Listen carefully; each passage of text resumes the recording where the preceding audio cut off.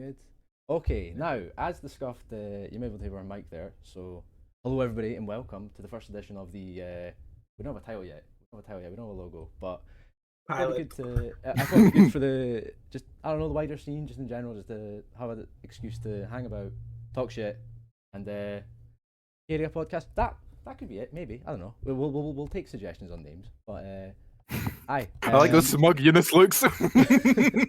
Hey, he's contributing to that, man. We'll talk about that later. But yeah. Aye. So I guess start everybody off. Introduce yourselves to everybody and how you got into Tekken in the first place. That's a good way.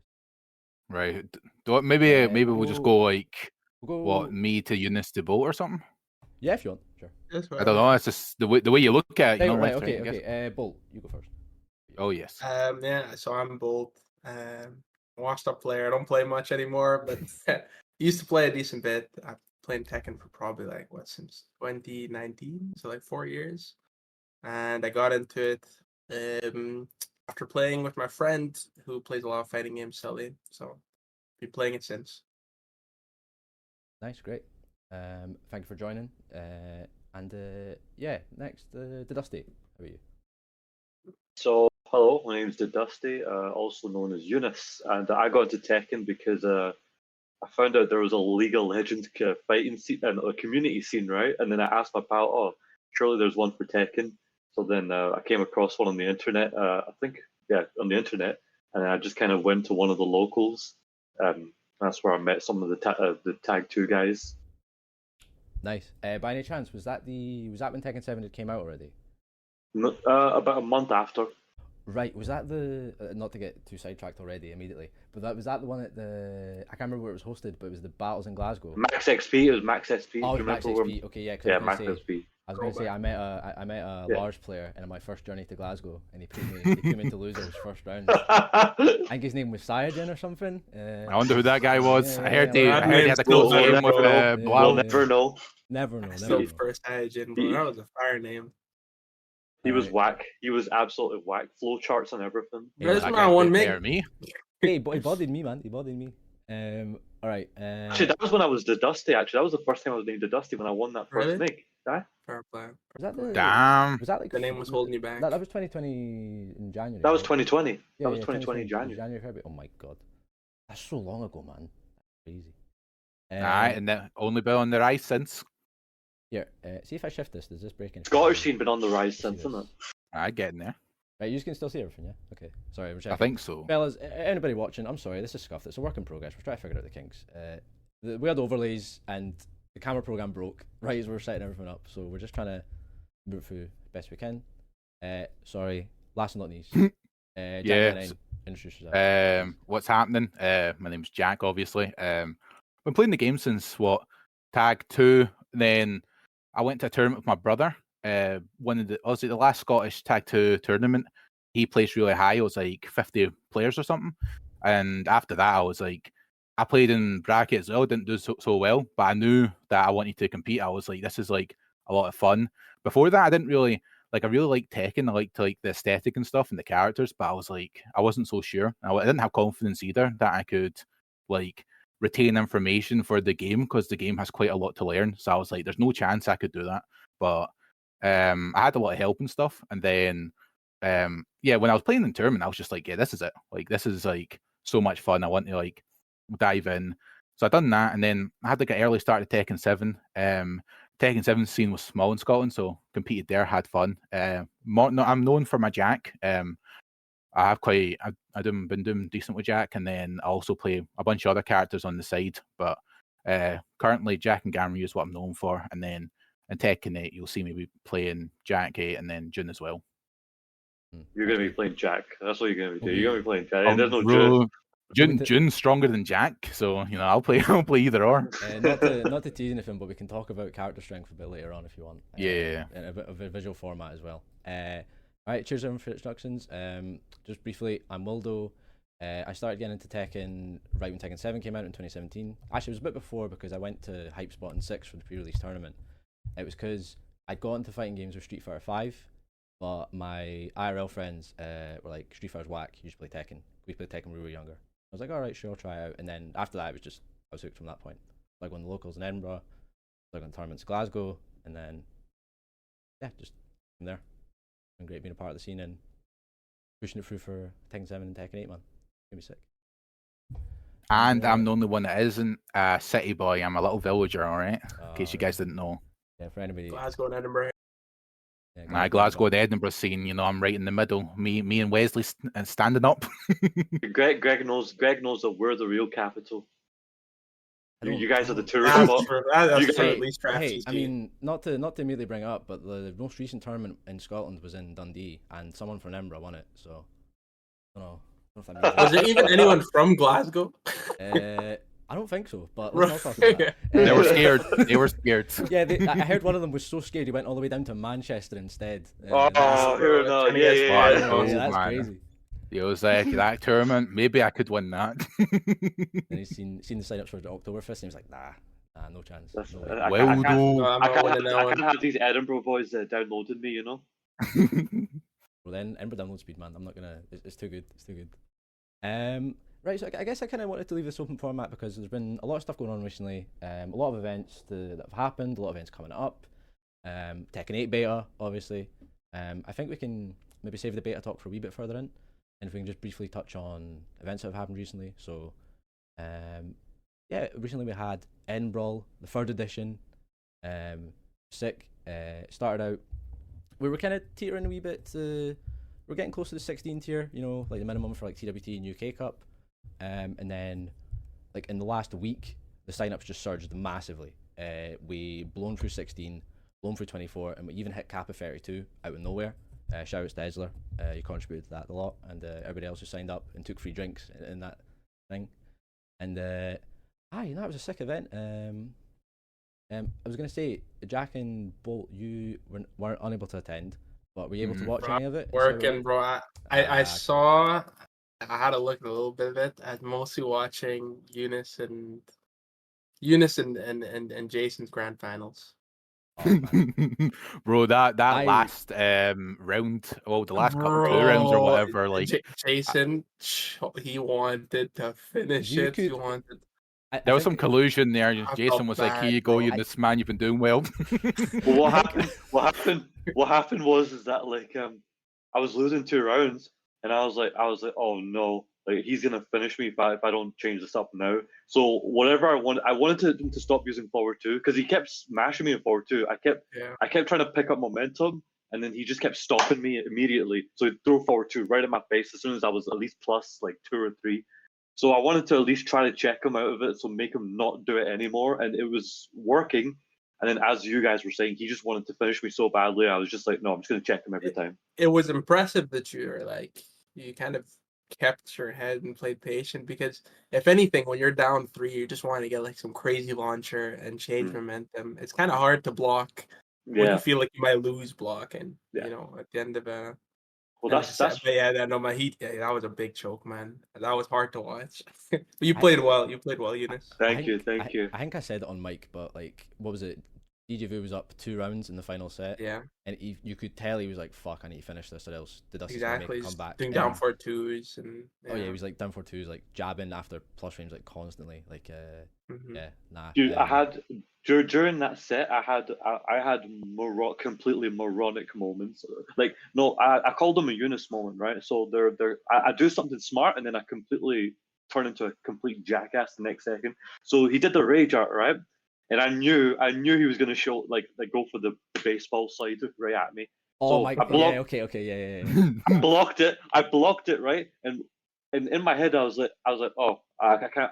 I'm half asleep at this point, right? So forgive me. I'm like, oh, I blocked it. Okay, launch. Down 4. Oh wait, I still got another chance to go up for it. While standing 3 like a complete moron, I was like, he finished the game with the down back 1. I just looked up. I wanted to die inside. I was keeping composure because I'm on cam. Like that. I was just dying. I was like, oh my god. Because it looked like you were going for the while standing free float, right? But that just doesn't work in that situation, I guess. Because there's no, I wasn't. I wanted to do a delayed hop kick, but for some stupid reason, my mind went mush, and I was like, oh, while standing 3. I was like, oh crap. Yeah. You could have like key charged twice in a row and done any launcher. Listen, that's why it's called a Eunice moment. You do something smart, and then you so rough, turn into a jackass. It happens to everyone. Everyone's had like an idiot moment in tournament. Like even like me has lost to like players that aren't known. It's just even the format. Even in that tournament, there's a moment that haunts me because I somehow managed to make it to winners finals. I don't know how that happened, but I was playing against the DJ Voon winners finals, and it was the final. I somehow managed to clutch it up to 2-2. It was like the final game. It was like third round. I think he was two. I think he was on 2 rounds. I was on 1 round, and then I blocked debug at the wall to take it to the final round. If I do while standing 2, problem is my brain goes, I need to punish it with something, so I just did while standing 4. I get a bit of damage. I run up, down, back 4. He blocks and kills me, and he goes in the grand finals instead. That was really good. And I think about that every day. That was some set, by the way. That was some set. I legit thought he was going to lose for a second. You had him. I legit thought that. I think you have to talk about one thing that, especially with how much Eunice has been winning recently, about his bracket demon, man. That's the only other match I watched, man. Him against Proxy. The giant swing master. I was like, because you haven't been playing for a little while, but I just see Eunice winning everything, and I'm like, wait, Eunice was in losers like early, and then I just watched him getting hit by forward neutral twos, getting giant swing, the whole lot, man. And I was like, Eunice, there's clearly a mental thing going on there, man, because it was 2-0 as well. Yeah, I don't even know what to say about that because Proxy just plays in this kind of like it's kind of like erratic and it kind of just bugs me out. And I think I was just a bit nervous during the game. I had a plan going in, and then I just I'm half asleep still, and it kind of blew up in my face. And if one thing goes wrong, then it was just mental breakdown at that point. And then he just got me, and he outplayed me. He pretty much outplayed me at that point, and there was nothing I could have done. But I think you kind of get in your own head, and you play worse than you normally do against Proxy. Like you don't play the same against him. Like he played well. He didn't do anything crazy I don't know about that, man. It was weak every time. Like not every time, but he had a situation where he stood up normally and he just woke up giant swinged, and I was like, man is not playing much. That is fundamental king play. Clearly, you just don't know how to play fundamental king. That's what I tell him. I don't want to either. That's what I tell him to do. He goes to me in tournaments like he can play. He tells me in tournaments that he's not doing well, this and that, and like things are going wrong. I says to him, "You're not grabbing." I says, "You don't even grab with Armor King that much. It's what you're meant to do. You're a king player. Fucking grab right." And then like. I'm a victim of my own advice. He grabs me and I die. I think you've definitely contributed that because there was a phase where you were coming to like RDE pretty much every week in Monday, and you were coaching us and like helping us get better. And I remember Proximon specifically, you could see the difference after like a few weeks of like, oh fuck, he's like forward neutral to rinsing grabs. He's like the timing adjustments were like so good, and he's definitely came out like. I told him to abuse that 4-4-3 which is really good. It's such a good move. Like Armor King is just like this season specifically, I've struggled against Armor King so much. It's unbelievable. Him and Heihachi, I struggle a lot. No, I feel a little bit. Yeah, I feel a bit similar against Armor King. Like I don't think he's like the worst character, but I remember how you used to play against him, and now with forward neutral too, it feels like. I don't know, like what am I meant to do in neutral against it? Like I don't feel like I can jab. I don't want to just wait and get mixed up. Like it's just he went from being such a kind of meh character to being like, oh shit, this guy's got a legit mix up, and then the high crushes, and it's not even that bad like on block. Like used to be, if you got hit by that, you kill. Bro, you play Josie. It's the same thing for you though. Well, he's got down forward too as well. Like the homing launcher on counter hit. So it's like it's that as well. And he's got the easy conversion from back one, and he's got a good rage drive now. So it's like all these buffs combined, the character's like able to compete with the rest of them. I think forward neutral too. I think making a move like that abusable is just so big for him. Oh yeah, 100%. But there's one other set we haven't mentioned from Edinbrawl, and I don't think we've mentioned that you can watch it. Like the VOD's up on YouTube, right? So if anyone wants to watch the VOD, then you just type in Edinbrawl on YouTube and you can see the tournament. But one of the most exciting ones was the international affair of Adam Musso defending home turf. I just heard about it. Yeah. Oh man. Yeah, no, because I feel like I wasn't on commentary. I was taking a break from commentary at that point. I just remember walking back and I'm looking at the score and I'm like, oh shit, Adam's one up. Nice, keep going. And then you just hear like the crowd build up, like the intent, like the sound just like oh like you're peaking, and then oh man, crazy. Like I thought he won Evo with that reaction, man. I was like, what hey, on a earth? fair play to him. Man. I don't blame him at all because like I was talking to him about. Oh, it's after. amazing. Yeah, I was talking to him about after, and I think it's because like he's a lot of tournaments he's played against Degen, and I think he was saying he was like 4-0 against them, like he'd lost like 4 games in a row. So that was like that for him, that was a personal like, oh my god, I managed to do it finally. And it was just all that like build up to release, and yeah, the pop up, man. I wish the cameras caught it. It was so good. Man, well, yeah. Tekken's like one of those games. Like if you're not passionate about it and you're competing, then it's not your main game. Like you need to be passionate about the game because there's so much shit to learn. So, yeah, someone said online that they see if you want to play competitively in Tekken, that has to be all you play. Nothing else can get in the way. That's just all you have to play. Yeah, as long as it's your main passion, exactly. Like you just have to put the time and the effort and have the right mindset. But his play style is like insane as well. He's like very like proactive. There's not a lot of downtime, so it can work in tournament. If you turtle up too much or freeze or whatever, Adam's just gonna go for the throat. Yeah, I was gonna say Adam's one of those guys that's definitely been like putting in a lot of work, like practicing. Like he grinds the game, he streams it like pretty much every night on PS4 ranked. Does he? Yeah, I don't PS4 ranked, man. I couldn't stomach it for more than a week. I don't know how he does it. Like, did you say that's how we started. I know all those guys that come out of PS4 become monsters, just like because it's such a. It was like the fucking Dragon Ball reference, the gravity chamber or whatever, just like weighing down. The yeah. Then you man. play offline and it's like so smooth. And then, just bro, if you can break grabs on PS4, like. You're God, man. It's blocking snake edges. It's a 2-frame window, man. How'd you do it? That's crazy. Tag 2, that's where it's at. See if you can break throws on Tag 2. There's no even point grabbing you in any other game. There's no point. It's like Street Fighter, man. You're guessing. I think there's something about playing PS4 ranked or like starting on PS4 before you go on PC that I feel like makes some good players. Like I feel like you get really used to gimmicks. I think if you learn how to play defensively on PS4, like your defense is solid. Like I feel like the people, like when people started off on PC and then they come to like a PS4 term like VSF and they're like, what are these? These are so like it makes you too spoiled. It gives you too much time to react. But when you start it and you're sitting there and I'm like, I can't react to snake edges. How does anyone do this? And forget that people are not playing on like a flat screen 50-inch TV and like playing on a 4-bar and like, oh wow, these guys are just amazing. There's obviously a big delay difference, but bro, it helps. It helps, honestly. I can mind offline was like the first time I actually had confidence to properly duck under strings because I'd be doing that at home when I was a scrub on like a TV and I'd be like, there's no chance if I hold like Paul's back 1-2 is a famous one. People would rinse that in season 1. I'm like, there's no chance I can actually duck under that and launch or whatever. Like I do not have faith. Like even if I 100% know like this person's flow chart and this is the move that is coming, there's no other way. I would never do it. But then, I go offline, I try it, and I'd be like, oh my God. like it was like something revolutionary, like, oh, I can't believe the difference. So yeah, there is like night and day, but I know Ulsan I see on Twitter today, I think, because the developers were wanting like some feedback. He was saying that he hopes there's less of a difference in delay for the PS5 and the PC because he feels like it's a different kind of game for like Tekken 7 that is. At least absolutely. PC Online is like way better than PS4 Online.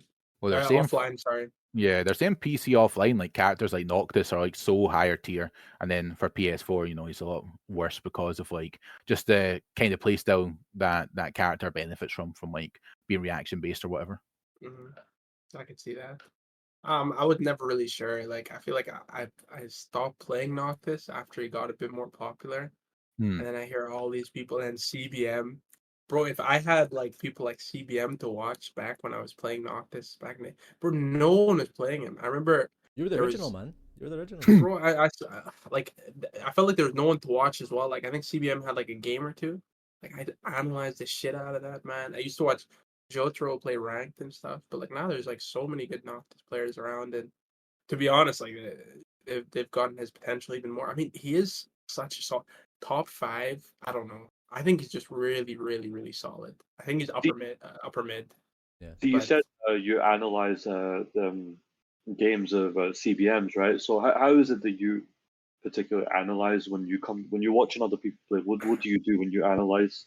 I think for me, I think the difference for me when I was playing Noctis is I felt like I knew everything in terms of the character, in terms of like tech and like I don't know how you use moves and stuff. And I felt like I'd gotten really far in playing the character, but then just like Koreans and like higher level players just have a different like move usage and decision making.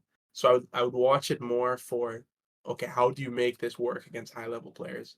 Because I think that's when I started kind of doubting Noctis. I play against people like Sephi Black. I play against people like I don't know Kosein, like the people who are really really good turtles, and I'm like, how am I meant to stop this guy from blocking with down 3? Do you know what I mean?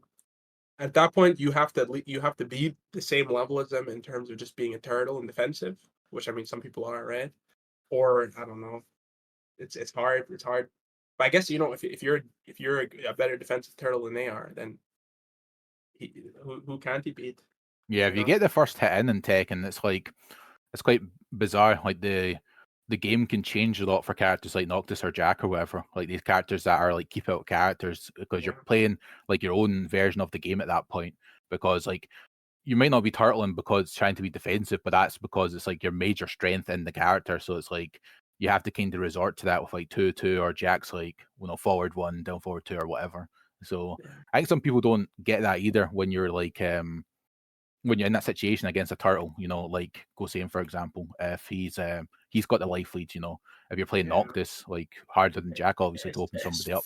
It's frustrating. It's frustrating not having that, like that threat. Like you feel they're not scared of your offense in some ways, where they're like, "I'll take a hit." And yeah, I mean, I think with Noctis, like I think he was a great character for me because I think he gave me a lot of consistency in that you can beat players who are worse than you so consistently because you don't take risks. And all of your all the thing when they take risk, it's so high reward for you. Like if you land an upward one, I mean his combo damage is crazy and his Oki is crazy and his whiff punishment is crazy. His block pun so he punishes mistakes really, really hard. But then he can't force really good players to make mistakes. And then it just becomes who makes less mistakes. Then you're just saying, bro, I can't do that against me or some shit. So that's where I felt like that's why I started playing like other characters who can literally just mix people's shit kind of thing, like Leroy and Zafina and Julia. Yeah, I was gonna say we're spending all this time talking about playing like turtley and like defensive, and Edinbrawl Grand Finals was potentially none of that. It was the opposite almost. It was It's because when you're playing Jason. It's like when you're playing Jason, right? I have this rule about tag 2 players when I'm going up against a tag 2 player. Right, is that you don't brawl with them, because when you brawl with them, they beat the crap out of you. I've had this against King Dre. I've had this against Jason. I've had this against Jack. I've had this against so many tag 2 players. It's specific to tag 2 players because they come from that era where like although it is a pure movement based game, it's like when things were getting scrappy, they got real scrappy. And I've experienced that as well because I've played Jack and I've played Schmid and I think that's overconfidence in tag 2. Yeah, I think that's overconfidence with those players, including myself. Like sometimes, like you can read the room, but sometimes you don't, and then you're like, okay, like a lot of the time, say if I'm 2 rounds up, even if I'm against a player who I view in my head as equal or better or whatever, I'll still take a massive risk because there's no point like. Why not? It's a game at the end of the day kind of thing, and like the morale boost as well, in the sense of like they are going to be so stressed out if you land something crazy, and I think that's like a huge benefit sometimes in tournament and stuff. So you're like, fuck it, like if something works, it can work sometimes. I was gonna say, I think that's something I fall into a lot of the time, especially recently playing Jin, is like a lot of his bigger buttons are so rewarding in that just like as soon as any sort of pressure happens, fuck it, standing 4. I get a full launch, whatever. Or like as soon as I learned how to do forward 4 Zen, it was like, oh fuck, okay, I can just do forward 4 then because I can just get the conversion from anywhere. And I think I've seen a lot of that, like especially now. Like I try and not do it as much, but a lot of times it's like, fuck, I'll hook fist, it'll catch them, why not? But then they can duck and launch if I'm being too predictable, and it's something that's definitely very difficult to manage. It's like because it's still like even if you're trying to be aware of it, But you get to those pressure situations, you still fall back on your instincts, and you start swinging, and you get punished for it, and then you end up losing clutch rounds, like things like that.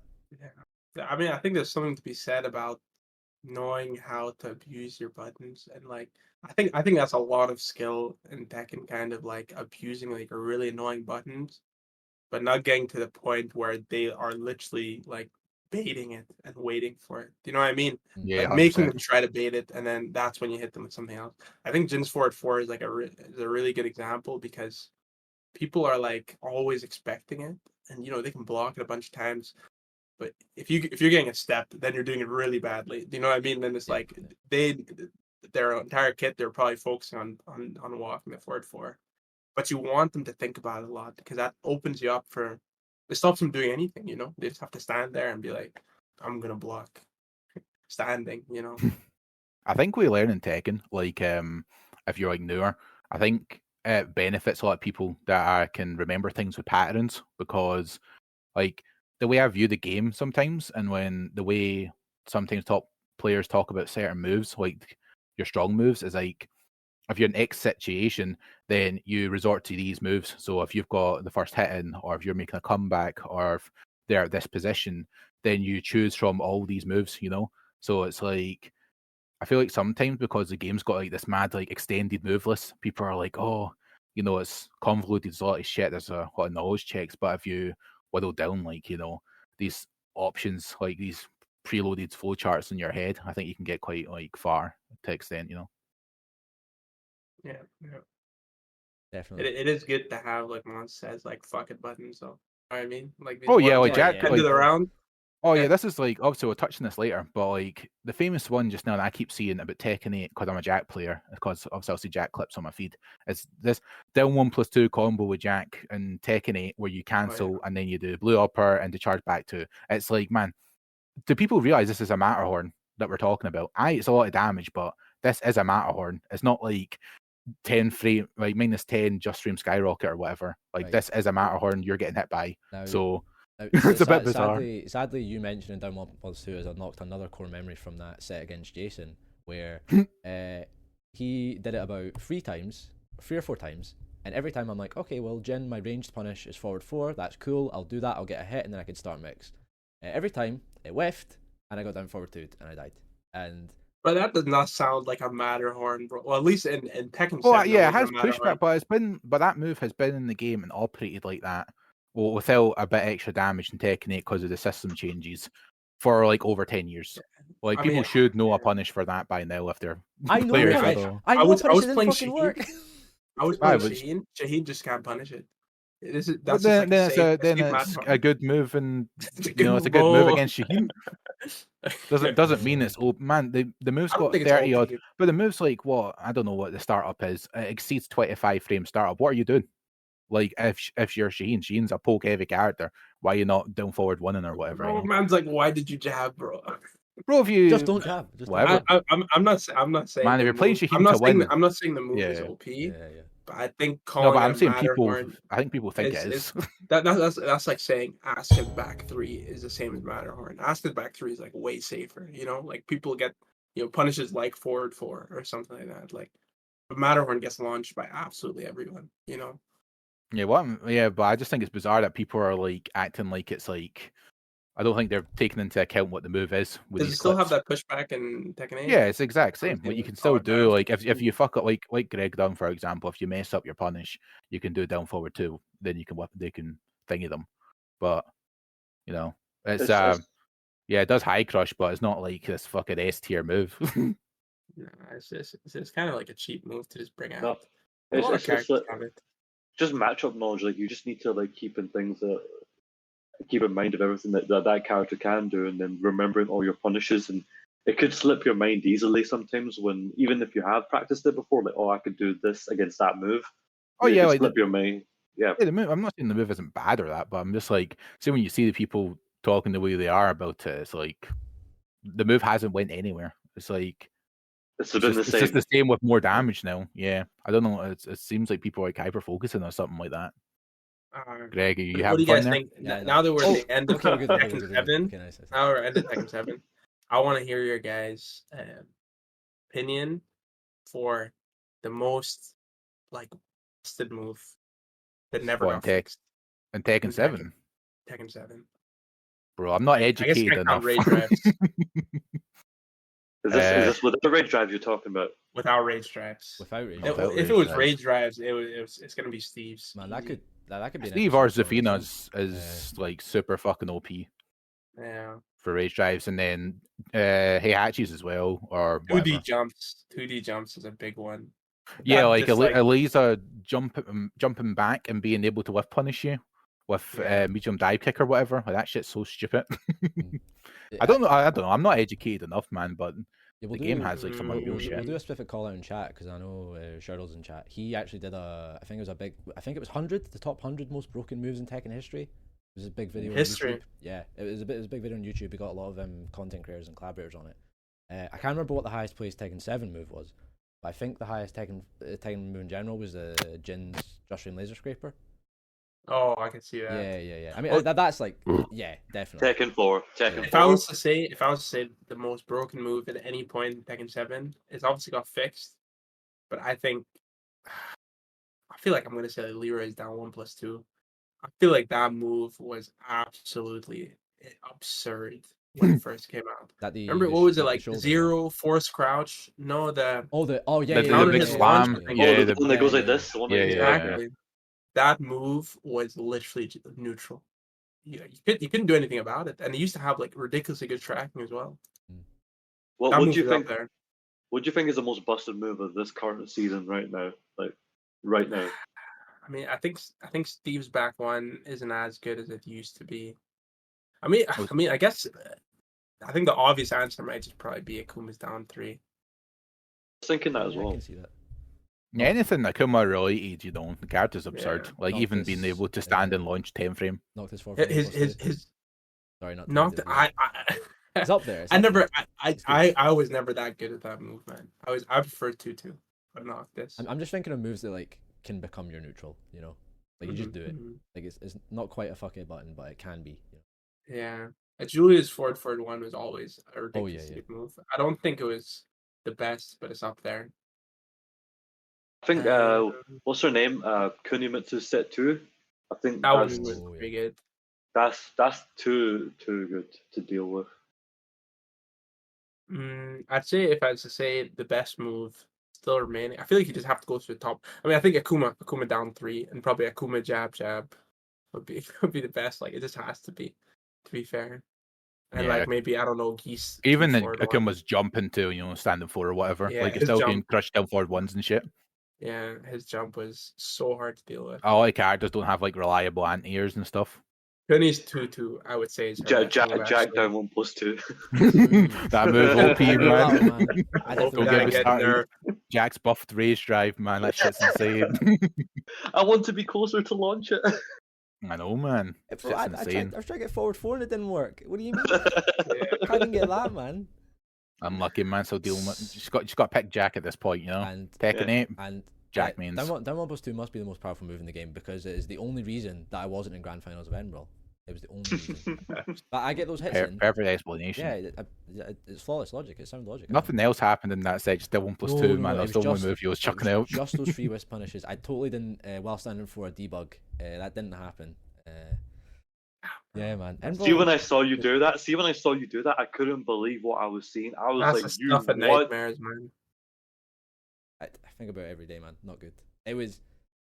Like I still had to win that final round, but that is like haunting. No, but that would have taken you further. That would have you would have closed it out. Like I think in my mind, for sure. But I don't know what happened. You probably went through the same thing I was going through, like a mush brain. I'm not. Right. So this is an interesting talking point actually, because I think like recently the past few months I've been playing in more like winners finals, losers finals situations, like first to threes instead of like standard first to twos, and I feel like I'm still adjusting to the mentality change of playing in first to three and knowing I have that more like time to work with versus first to two where like, okay, I need to make everything count. Well, it depends like the way you view it. Because first to three is so tight as well. Like the game's like unreliable as anything, so like thinking you have time might work against you, because if you have a first to two mentality and you're 2 games up is huge. This person has all the stress on them, they can't lose a single game now. See, my mind is different. Like that. I think the first three I had in a long while was against Bolt at RD. The best grand finals ever in Scotland history. Bro, I hated Oh, me that. against So Bo I RD, I agree. That was a 6 And my mentality at the time, right, was, and he was in. This was still to be reset. My mentality at the time was, listen, I made second place. I'm having fun right now, and whatever happens, just I've got plenty of time to adapt. Plenty of time to adapt. Plenty of time to adapt and everything. So like I see it as first to three is much better because you have so much time to change stuff, to see where you're going wrong, and to implement a new game plan to then win the set. And I still maintain that it was the best grand finals in Scottish. I hated that grand final, bro. I was pissed, bro, the whole time. I watch that video back sometimes. Like I really do. Oh, I watch it back. I like- Yeah. I don't know what Bro, other Scottish the- grand finals. The commentary between Greg and Jack was especially that was legendary. That was legendary. I don't feel like me as a player, like I don't think I benefit much from first to three. I feel like, I mean, I think that's why online I was, bold first to three. But obviously that's counterintuitive. But I feel like I've never been like a great player long sets. Not because I feel like I get downloaded, or I feel like it's because I feel like I stopped paying attention after a little while and like autopilot. Like I stopped learning. Like I feel like I learned to first to two, I'm going to beat this person and adapt quickly. Games after that, I've stopped thinking. I can't take more information in. I don't know. That's just always been me. I'm similar. I get really drained easily, after first to two. Very easily. Yeah. But I think it comes with maybe some characters have certain play styles as well. Like somebody like Seppi Black will be more drained than somebody like Boa Loveby. Not that one person like works harder than the other. They both work equally as hard to win, but the play style difference. One's constantly putting you in a mind game, a coin flip. The other one's like this with their eyes, like no blinking, constantly hitting the backdash, waiting for a whiff or whatever. So I feel like once you get to like a certain amount of layers, like it just doesn't make sense to me. Like if it'd be like, okay, this guy has hell sweeped me 3 times and done forward 3 2 times.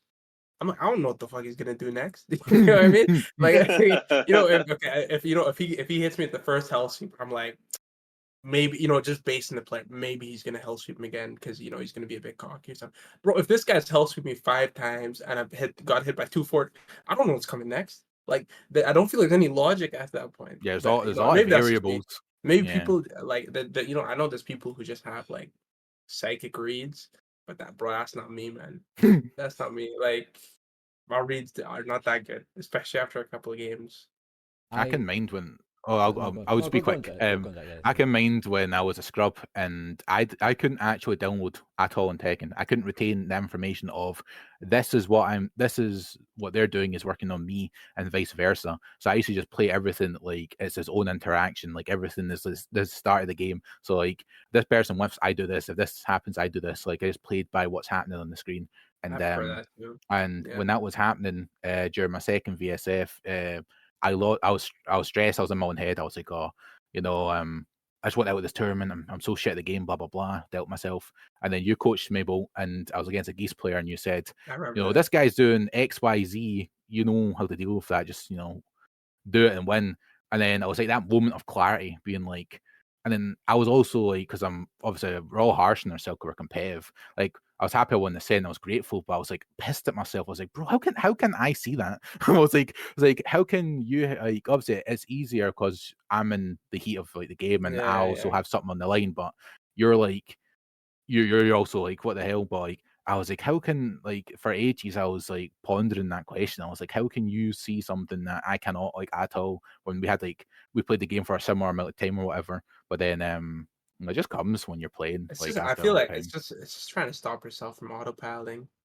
Yeah, it's just a mindset thing, It's like a clarity in the mind helps, And keeping in control of yourself. Like exactly. I've tried doing that. I've tried doing that in my recent tournaments. Just like I noticed when my heart's beating too fast, I tell myself repeatedly to calm the fuck down. Yeah, when you're emotional, it's worse, man. Yeah, and that's probably what you went through, whereas you needed a second pair of eyes like bolts to probably observe what's going on. Oh, yeah.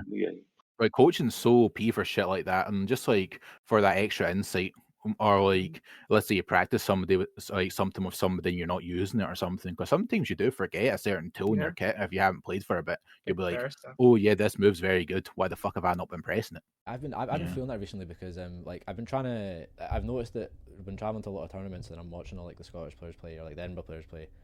I've not really been the best at helping them in terms of like coaching like their games and trying to help them figure out, and I'm trying to like look at what they're doing and that sort of thing. And it's like you say, it's the clarity you get from a second pair of eyes that just helps like solve issues. Like to move on to a bit to Oktoberfest, that was just this past weekend. Adam Musso was playing in, I think he was playing in winter semis, and I was just trying to help him out because I'm like, okay, I can help him out, you know, RDE boys, all that, you know, support everybody.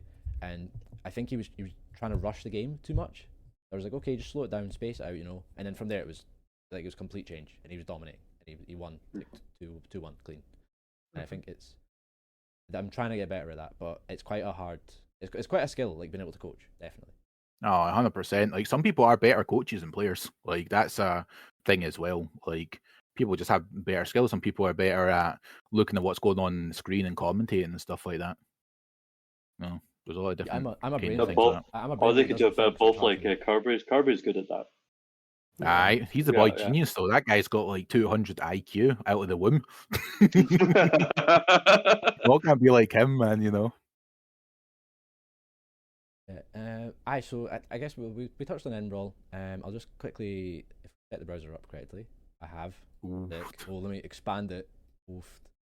Yeah, you don't get production quality like this on Wave Dash. Oh, there's my man Penta P at the top. Stand up. He's from my local scene. Yeah, so at the bottom, Kirby 0-2. Penta P, he's the winner of the fight tournament.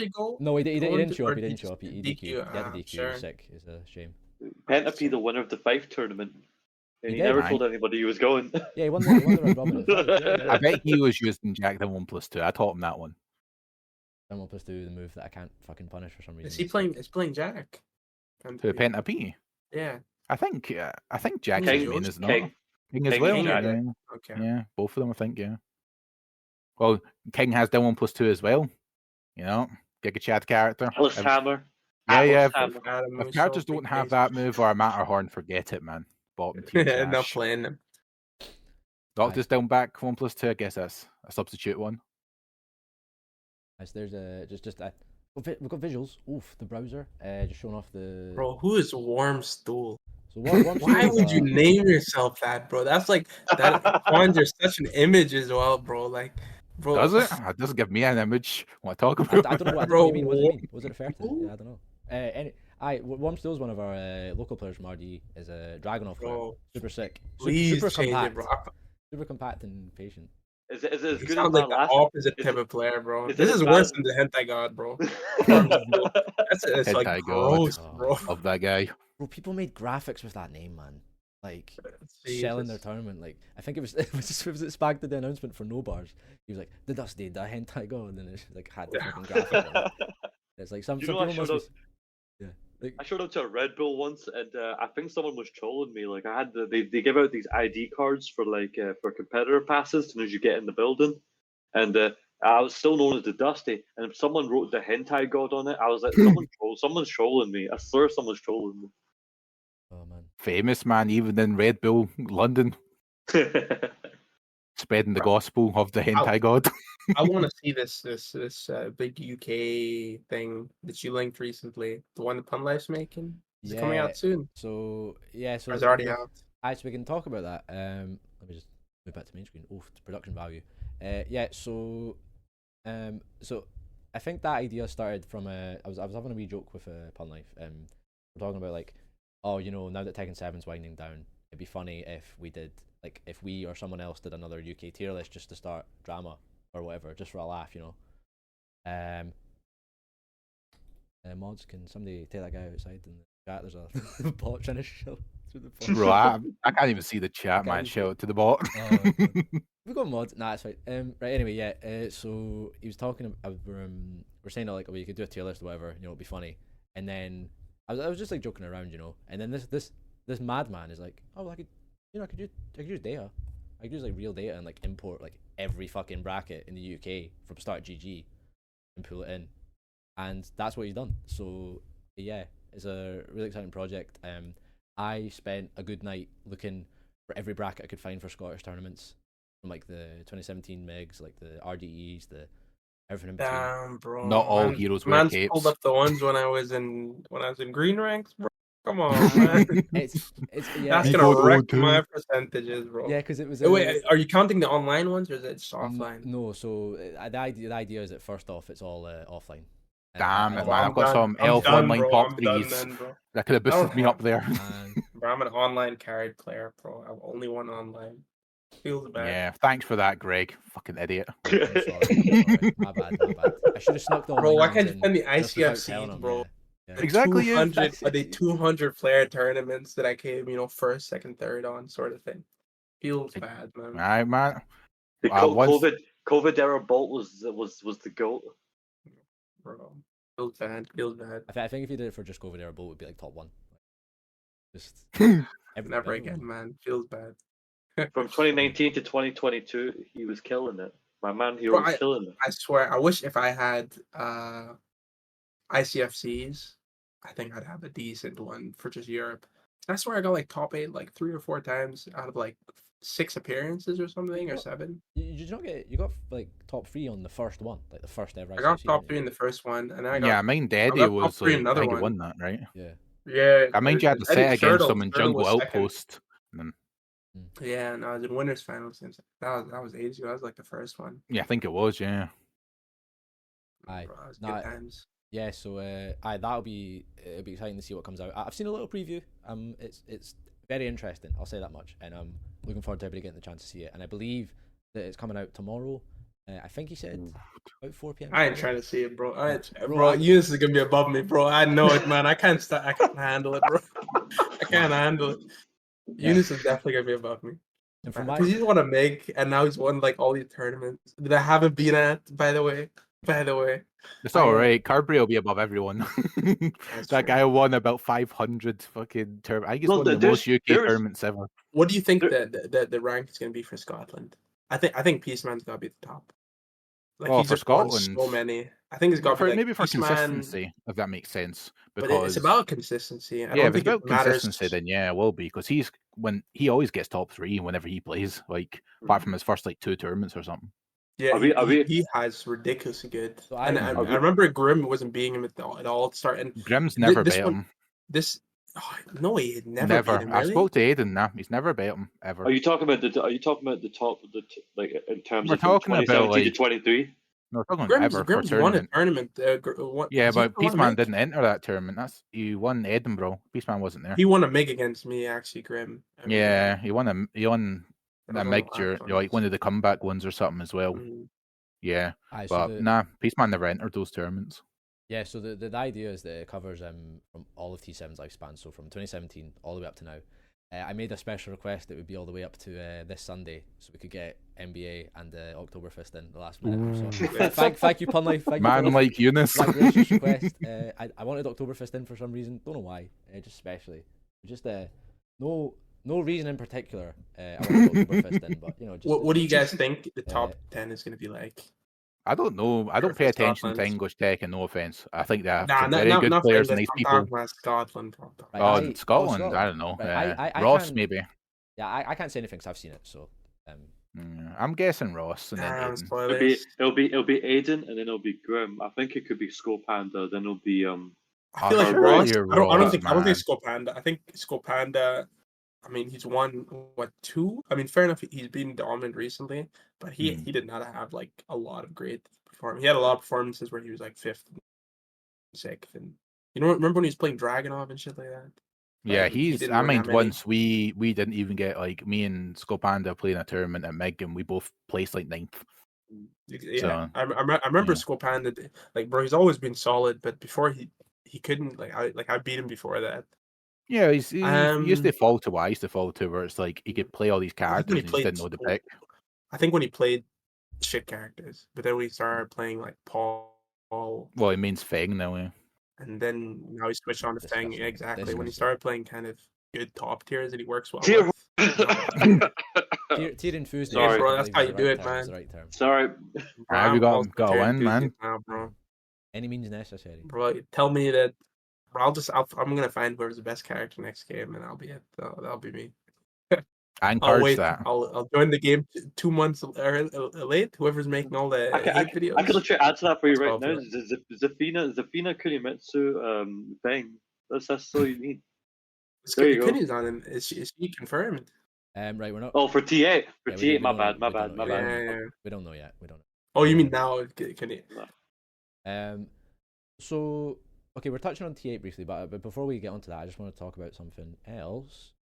Speaking of rankings, Speaking of rankings, the UK Cup's been going on, alongside the TWT. Big Adam.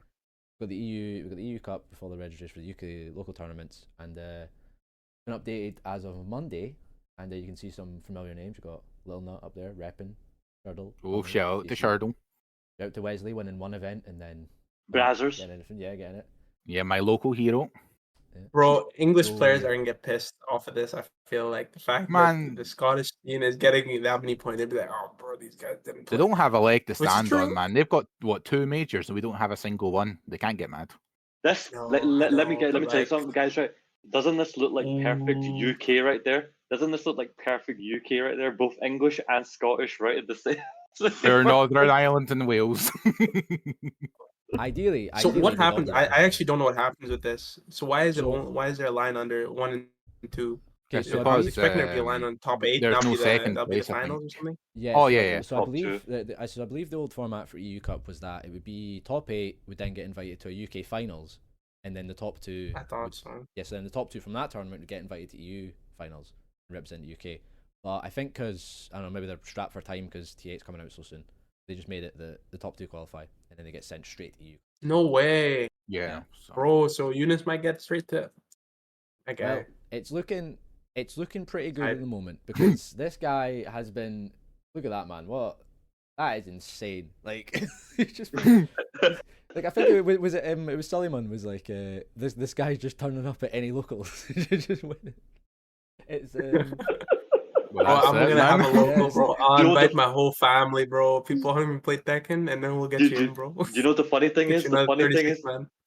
The funny thing is, right? See, like after Sully made that tweet, I was thinking about going to Manchester on the 4th, but then because I thought it was gonna be for UK Ireland points, and then they took that away, and I was like, oh well, okay, fine, can't even turn up anyway, so might as well just stick to Birmingham. Aye, so Man, sorry, go on. I was going to say, what we can do for Eunice is I stay with 4 other people, and then I've got my friend with his family, got a couple other people. We'll all make start.gg's and I'll stream it. We'll have a fair tournament, and with 16 people, do this every week. The funny thing is, he can't even do that anymore because he's maxed out his 4 community events. No way. So you only get more points. Why is the format always against us? The lowest format he has is it was 60 from a second 16, which I believe was the RDE. Let me check. Was that against Brazzers? I think. Was that me? I believe it was against Weathers. Yes. Nah, no, I don't think. What? Oh, that was a term I didn't bring my stick. Yeah, we run Glasgow out here, all right. Gate kept by Falkirk again, man. I mean, I remember specifically in the grand finals, Bolt came up to me and he goes, "Listen, you're very tilted right now. You're probably gonna lose. Just do the best that you can." bro. I've never heard the truest words spoken in my entire life. You're probably gonna lose. Yeah, and he was right. This guy literally get hit by like a generic downpour. He's oh fuck, bro. Like that's true mental boom, bro. That's a Wesley makes you feel, man. So I think the way the points break down is that if you were to get first at a 16, you'd get 80, which is like the slimmest margins. It's maybe not even like that worth traveling for. I don't know. It depends how you look at it. How many majors are left with these kind of things? So these are all community ones. They can be like any tournament ran in UK. I think the application deadline is this start of December, I believe. But the big thing is up here, which is the major slot. So you get 4 communities and only one major. Because as far as we know, there's only 2 majors. The first one's happened already. That was at EGX, which Joka won. And that was. Didn't you get a good placement at Eunice, or is that not the same one you went to? So EGX. Sodium Showdown.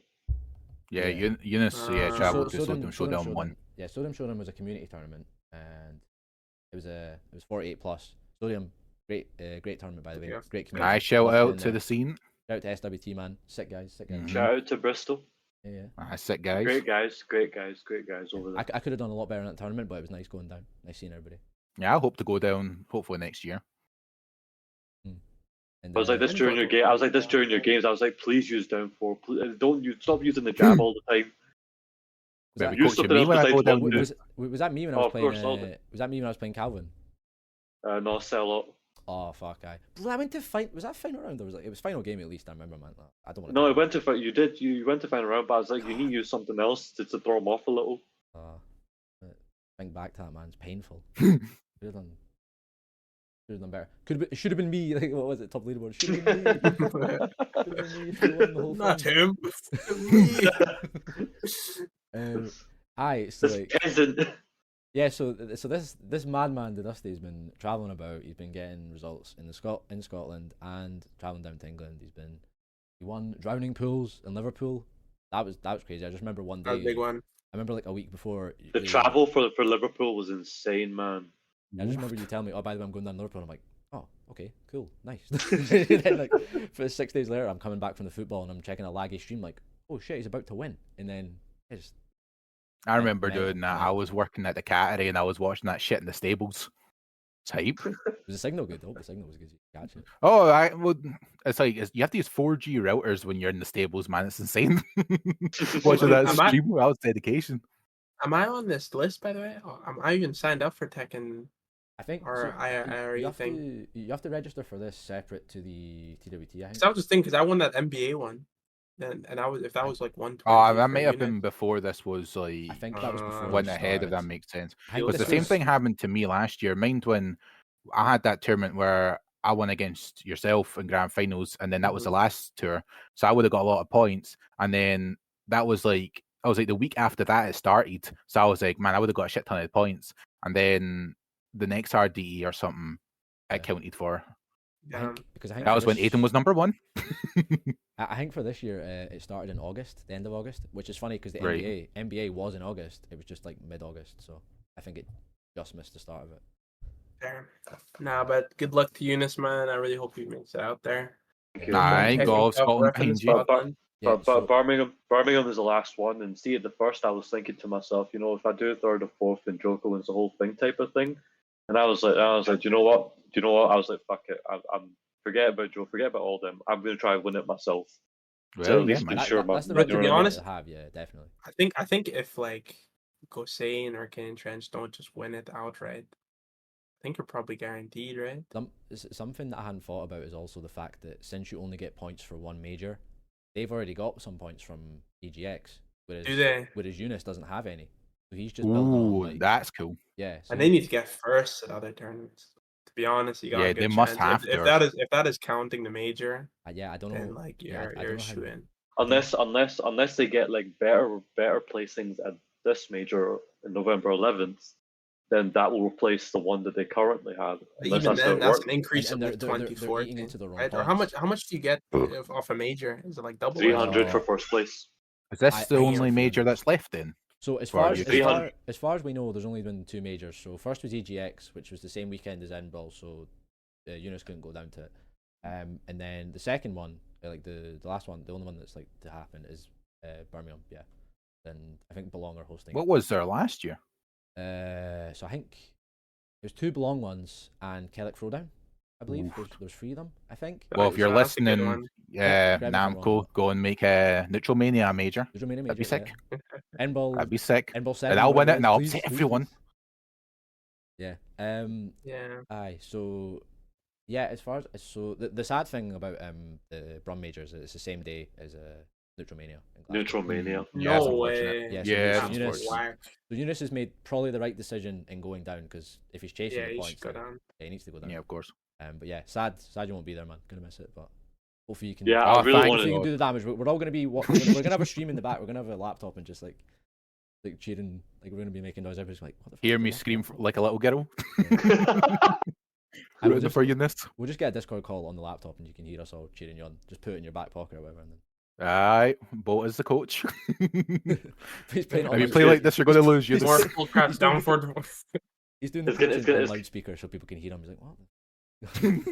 It's Bro, gonna, it's, gonna, Go ahead, Eunice. Go ahead. it's gonna be me versus a whole of Brom. Let's go. Damn, bro. Damn I remember right, man. the funniest fucking round that or the games that I coached for Eunice was just that last what's he called, VSF, when he's playing against, what's his name, Buffalo Soldier, is that his name? Oh Buffalo yeah, the Soldier. other Eunice. Yeah. And then I was just like, bro, because he hadn't used full crash down for the entire game, and I was like, bro, he's full crash down for it. This guy hit 4 in one round. I was like, bro, not like that, man. Bro, that was legendary, man. That was legendary, bro. I was like, that was a man, good listen set. for real, bro. We got that one recorded, right? I think we did. Is I it? don't know if it's been put up, but yeah. Yeah, no, Bro, I think that with one that has. tech that we found out before it, Catching up, catching up. when down for 4, Kazi can't while standing 1-2 it. Yeah, That he shit can't was launch legendary, it. We can't launch it at all. man. Yeah. Oh, The funny thing is- Punish it. The funny thing is that that Eunice over there, when we were in Sweden, because I met him in Sweden for the first time. That's the first time I met him, Head Stomper. He went through that. He told me that for like 2 or 3 seconds. I was like, oh, that's pretty cool. And then it completely forgot out I forgot about it until we came back to VSF, and then we found out. No way. And I'm pretty sure Kazumi can't launch it either. no, we had I'm that. sure fun, she can. We had that fun thing at locals where I was punishing it with while standing 4-4, and you're like, why are you doing that? It's -15. I'm like, oh sure, it's -15. Cool, I'll hobney it, and it whiffs. Which is just the story of Kazumi, man. There's quite a few things I like that Kazumi. It Yeah, shouts everything that's -15, pretty much. Not that I it's not done. got you down forward 2+3. Oh yes. God. But like Anna, I feel like you can't. Yeah, can she not launch that? There's no I way. don't know. I think certain stuff like that's like range dependent, but I know Right, like don't. yeah. Whoa, what? Anna can't launch what? No, Kazumi can't. Kazumi can't punish a Ganryu's down for 2+3. No. To be fair, I think if we were gonna Alright, if we're gonna talk about moves that Kazumi can't punish, we'd be here for like another 10 hours. Let's just get moving on. Yeah, good luck at Birmingham. I definitely. You won't need it with the way you're playing. Take it anyway, you know. But that's the thing, man. Like, just the last kind of point of what we're talking about with Eunice. One thing that you've got going for yourself is like this confidence. Like you and Joka being at the top of the leaderboard. You know, people will feel stressed playing you, but you shouldn't feel stressed about playing them. Like, because how good your position is, just like, you know, use that to your advantage, kind of thing. And they don't. One thing I think it doesn't like. It's a weird way to look at it, but I use it as well because I'm a Jack player. We both have this going for us. I think this is quite a strong thing in Tekken. Bolt might find it with Noctis as well. Is when you're playing a character that isn't like I don't know what you want to call it. Like people don't play it often. Then you have a bit of an advantage because some players you could be the best specialist of that character they've played in a long time.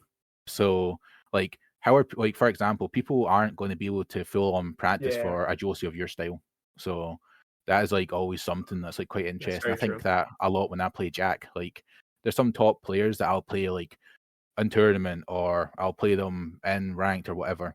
And when I'm beating them, they're surprised that I'm winning. But not that I'm big-headed, but I'm not necessarily surprised myself because I know I have that going for them. Like, well, they've not been in this situation before where I have. You know, I played their character a million times, but like no one's really playing Jack like in Europe really, apart from like Goonie or whatever. Like who's playing Josie at the minute? Like not exactly. Many Yeah, people, like, yeah.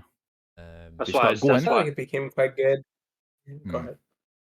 Thank you. I appreciate that, guys. I really do. And Birmingham, I want to take the whole thing. We're going to bend you over. Yeah. I want to take the whole thing in Birmingham. That's that. like to go back to like the whole points. Like, oh well, if this person does this, you need to just go in and give yourself the best chance possible. Don't think about it, man. Exactly. Don't think about never over till it's over. Exactly. Don't pull the calculator out until it's done. You know, just wait. Yeah, wait exactly. Do your best. You I shouldn't be losing to anyone, you know. You shouldn't be like if this was a normal major, you wouldn't be like, oh yeah, I just need to lose at this point, you know. Yeah. Shouldn't change just because of situation. Of course, man. If you win that, man, even better bragging rights. Yeah, exactly. Even bigger ones. Damn right. I'm excited about that. Like, not just because like, Eunice is in it. Obviously, that's a major part of it. I think it'll be a good way, sort of like lead to like the end of TOT and end of Tekken 7, and I kind of crazy that we're there already. Like, I feel like T8. Thank God. Yeah, like, it feels like when like the first T8 beta happened, it was like, oh, so this is like a year out plus or something. And then they announced the release date. It's like, oh, it's January. Like, oh fuck, like it is coming up fast. Close, yeah, close. And I think having that goodbye for Tekken 7 is gonna be, yeah, it'll be sad, but it'll be good at the same time. Well, Like, what date is it? When is it in Jan? 26, I think. 26. Yeah. 26, the Friday, I believe. 26, and so it's like 4 months from now. 10th, 11th, 12th. It's like 3 and a bit months, yeah.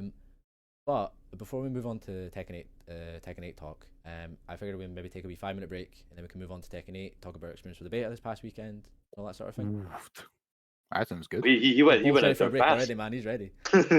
No, he's back. He's back. He's okay, cool. Yeah. So we'll be back in about 5 minutes, I guess. Is that a good enough break? And then talk about our Tekken 8 impressions. All right, see you in a sec. In a bit. I'll say up again. Okay, we're back. So Tekken 8, the beta was just this past weekend. Second chance of playing it. So I suppose it'd be good to start off with. We all played the CNT, right? Not the. Yeah, I played both weeks because I had PS5. Okay, so Hardly. I Played a bit. think a good. Shouts to Greg for letting me play. My shouts to Greg. Alright. So for those of us who played the CNT, what sort of things were you hoping for before the CBT came out? Like changes, you know, like not like in terms of like everything, not just like characters or the systems or whatever. One thing I didn't like was the heat smash or the whatever you call it, the initial 2+3, like the bound. Like I didn't like because I was playing quite a lot of Asuka in the CNT, and I didn't like the whole like game plan after that. Like you do that on block, and then we didn't exactly know the frames on that because there wasn't frame data on the CNT. So you thought you were plus 1,000,000, and then it's like I just feel like you're like the options were so limited after like you done 1+2 and Asuka down 1+2, and I felt like most of your win like your comeback was just running like from like range wherever your opponent's combo left you. We had like the Oki, you run in, hit 2+3, and then you do that, and it was like the same thing over and over. So I kind of wanted to avoid that, which I don't know if like maybe because like it's weird because I feel like that mechanic, like the 2+3, is like so strong because like Bolt and I were playing and we were labbing some situations where it does like lose to like grabs and stuff like that, but or like a quick low, but it's just so it's so such strong. an easy way to like get back all the momentum and you're in heat, and it feels a bit brain dead. It feels a little bit okay, stop. Or someone's like low health and you're like, okay, I've chipped you out to 1 HP, like sorry bro, and I'm in heat and I'm in plus. Like it's so hard to counter. Like I feel like you should be able to parry it if they just do it in your face or something, you know? Like, but you can't. I don't know. It's just an unparryable move. Like, if they made it parryable, then people could like, you know, they'd be doing it from far away. They need to get space to activate heat. I mean, I guess some of the ranges are absurd on them as well. Oh man. Yeah. I'm doing it like starting space. You know, it just hits like tip. Like okay, well, right? I'm plus, and I'm not. It's not even like a negative situation. I'm like plus, and I'm getting to start whatever after. Well, some characters like have unique. Well, I think almost all of them are unique animations now, and it's like you'll do like Ravens or Jack, whereas like the characters I was playing, and like their ones in particular, especially Jack, because he's like a long limb character. I'm hitting you from like range 4 with like my like 2+3, and then I don't like the idea of like the easy input either. So I'm just kind of like spacing for ages, and it's like I need to just whiff punish with this one button. So I was kind of hoping for less of that, but I'm really not a fan of like heat crash. I was kind of like whatever about it because it feels like even though it's just a stupid button, it doesn't do much. Do you know what I mean? But have you ever had those things where someone does a heat crash or whatever, and the other person does a heat crash back? And I'm like, this was the stupidest interaction ever. Like you hit 2+3 and then someone does the exact same back. Like, I know my turn. Like, and I'm just like it's just it's very like it's lame. It doesn't feel satisfying to use. It doesn't feel fun to play against either. And it feels very like I don't like that. Yeah, I like the heat engager. Heat engager is a cool way to get into it. Yeah, that's like a win condition. I was playing the CNT and like me, like I wasn't so bothered by it because it's like this is what they intended. I feel like they wanted aggression from not just one side; they wanted aggression from both sides. What I did have a problem with is like with some characters, is like it felt like you couldn't do anything exactly. Like you just had to take the aggression head on and just hope for the best. Whatever happens to you happens. It definitely it definitely felt like against certain characters you're like, okay, I'm just waiting for the time to run out. Like I can't really counterplay or anything.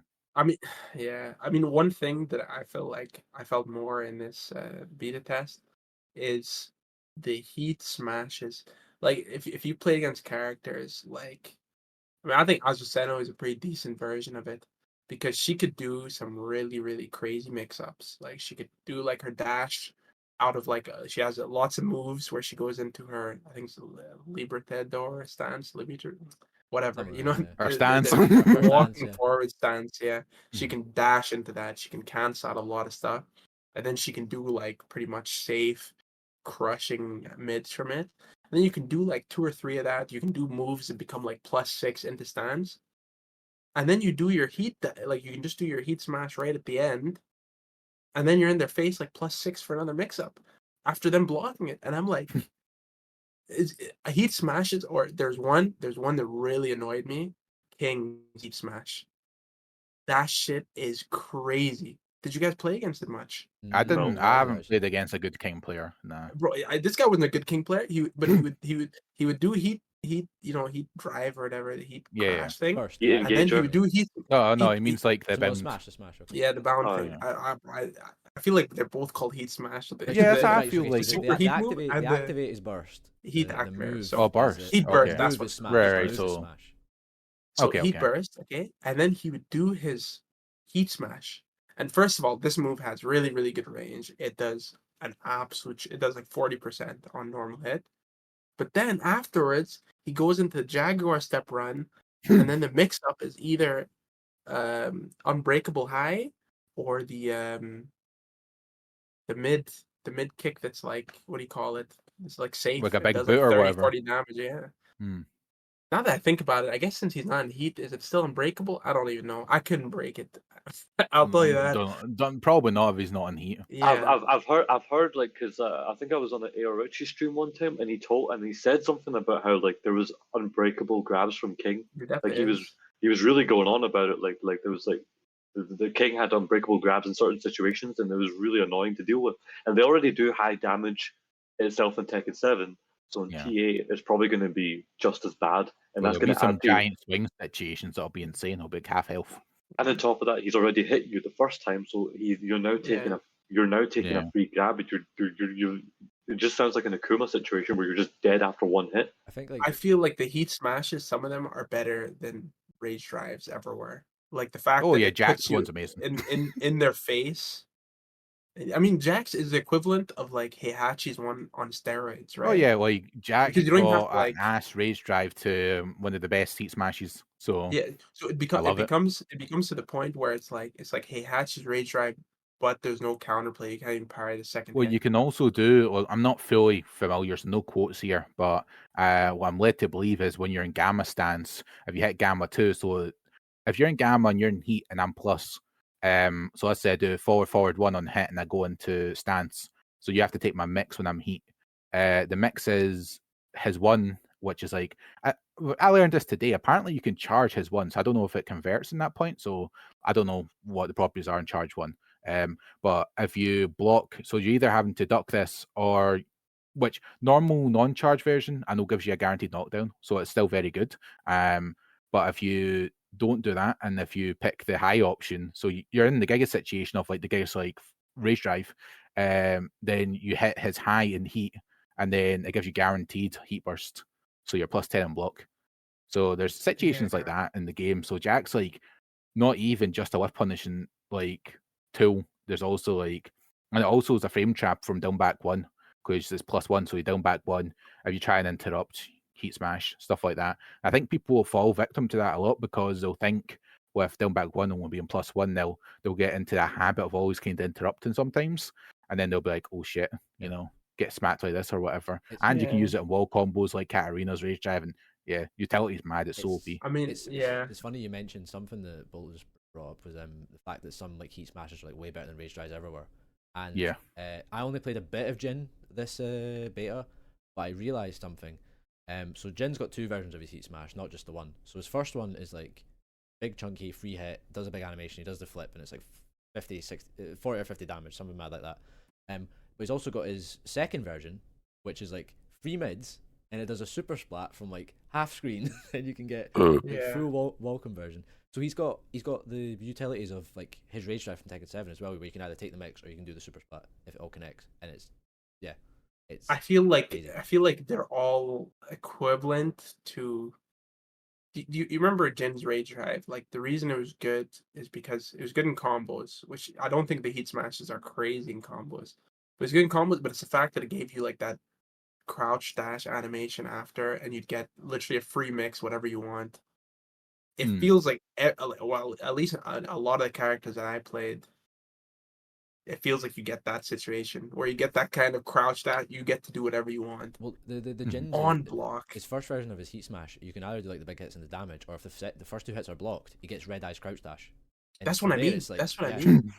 I mean, That's Jin's like weak and everything. Jin, don't worry, he's not that good, but it's all good. It feels like one of these 2D mix-ups. It feels kind of like, I mean, I think it's. I would say like Street Fighter, like the drive, drive cancels. But I think it's better than that because it's literally whatever you want and your strongest mix-up. Because like as Azucena, she gets like pretty much a guaranteed either she does her, well I guess it's not heat engager after you're out of heat, but it still does really good damage, or you get to do the hell sweep, and it's like there's no way to mitigate that mix-up. So like I enjoyed using heat, but I feel like it's going to get. I think the heat smashes are the things that are really bothering me. I think it's really cool that characters become like more developed in heat and they have their own unique abilities, and okay, now you can focus on this, like like Kazi and stuff getting free electric, that's a power up, or like I don't know, King Jaguar stuff, that's cool, but getting the heat smash and then it being like +8 is absurd.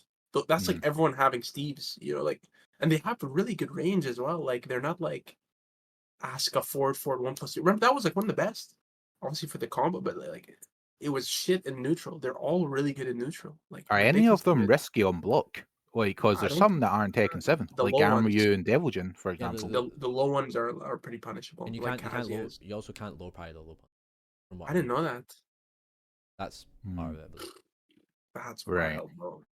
yeah. I wonder if there's much point even using someone's like Kazuya sometimes because of like all the enhancement he gets in heat anyway. Like, I think why would you do that when you can be like +4 after CD3's new animation where there's CD3 into laser, or when he can do whatever else he gets. yeah, there's no point like getting the heat engager activate and then immediately doing it. Like you can take the time to play about with it while the bar comes down, and then use that mix up if you feel like you need it. I feel like the game will evolve with that with some characters like Kazuya, like maybe an Alright. example. Here's a good question for you guys. Okay, so like I mean, undoubtedly everyone's gonna say Tekken 8 is better than Tekken 7. But if you had the same graphics, the same, I don't know, like quality of life changes, practice mode, and all these single modes, but you chose which system to have, I mean, I think Tekken 7 system was great. But like, I don't think the Heat is like, I don't think it's added anything that I prefer. I think it looks cool in combos. I think that's gonna get. I think like I enjoyed using it as a casual player, and I think that's why it was good. Like I had fun using it, but it's going to be very unfun to play against. I feel like Well, I think it's gonna be very toxic mix-ups. It's because it's fresh and it's new. Like, I feel like how are you gonna mitigate it? So you use your own bullshit to fight back. Yeah. Like okay, imagine Kazi Fire with hits you fire, with a 4. Kazi, or I don't know, Claudio hits you. What's his heat engagers? We're on What does 2, he have? I think. All right, round 2 is a hard one to land. What else does he have? Back 4-2 is not that great either. It's like I can't remember. It's this new string he's got. It's like 3-2 or something. I think. Is that his new punish or whatever? 3-1. Yeah, okay, that's a good one. So he does 3-1, and then you're stuck in a mix-up where he's like +17. You can't mitigate his hell sweep sort of thing. You can't mitigate his sidestep pressure. Like it's I feel like it's gonna be really toxic. It's gonna feel like shit. I got hit by a 3-2 or some shit as a small whiff punish. and now I'm this person has like access to about 60-70 damage.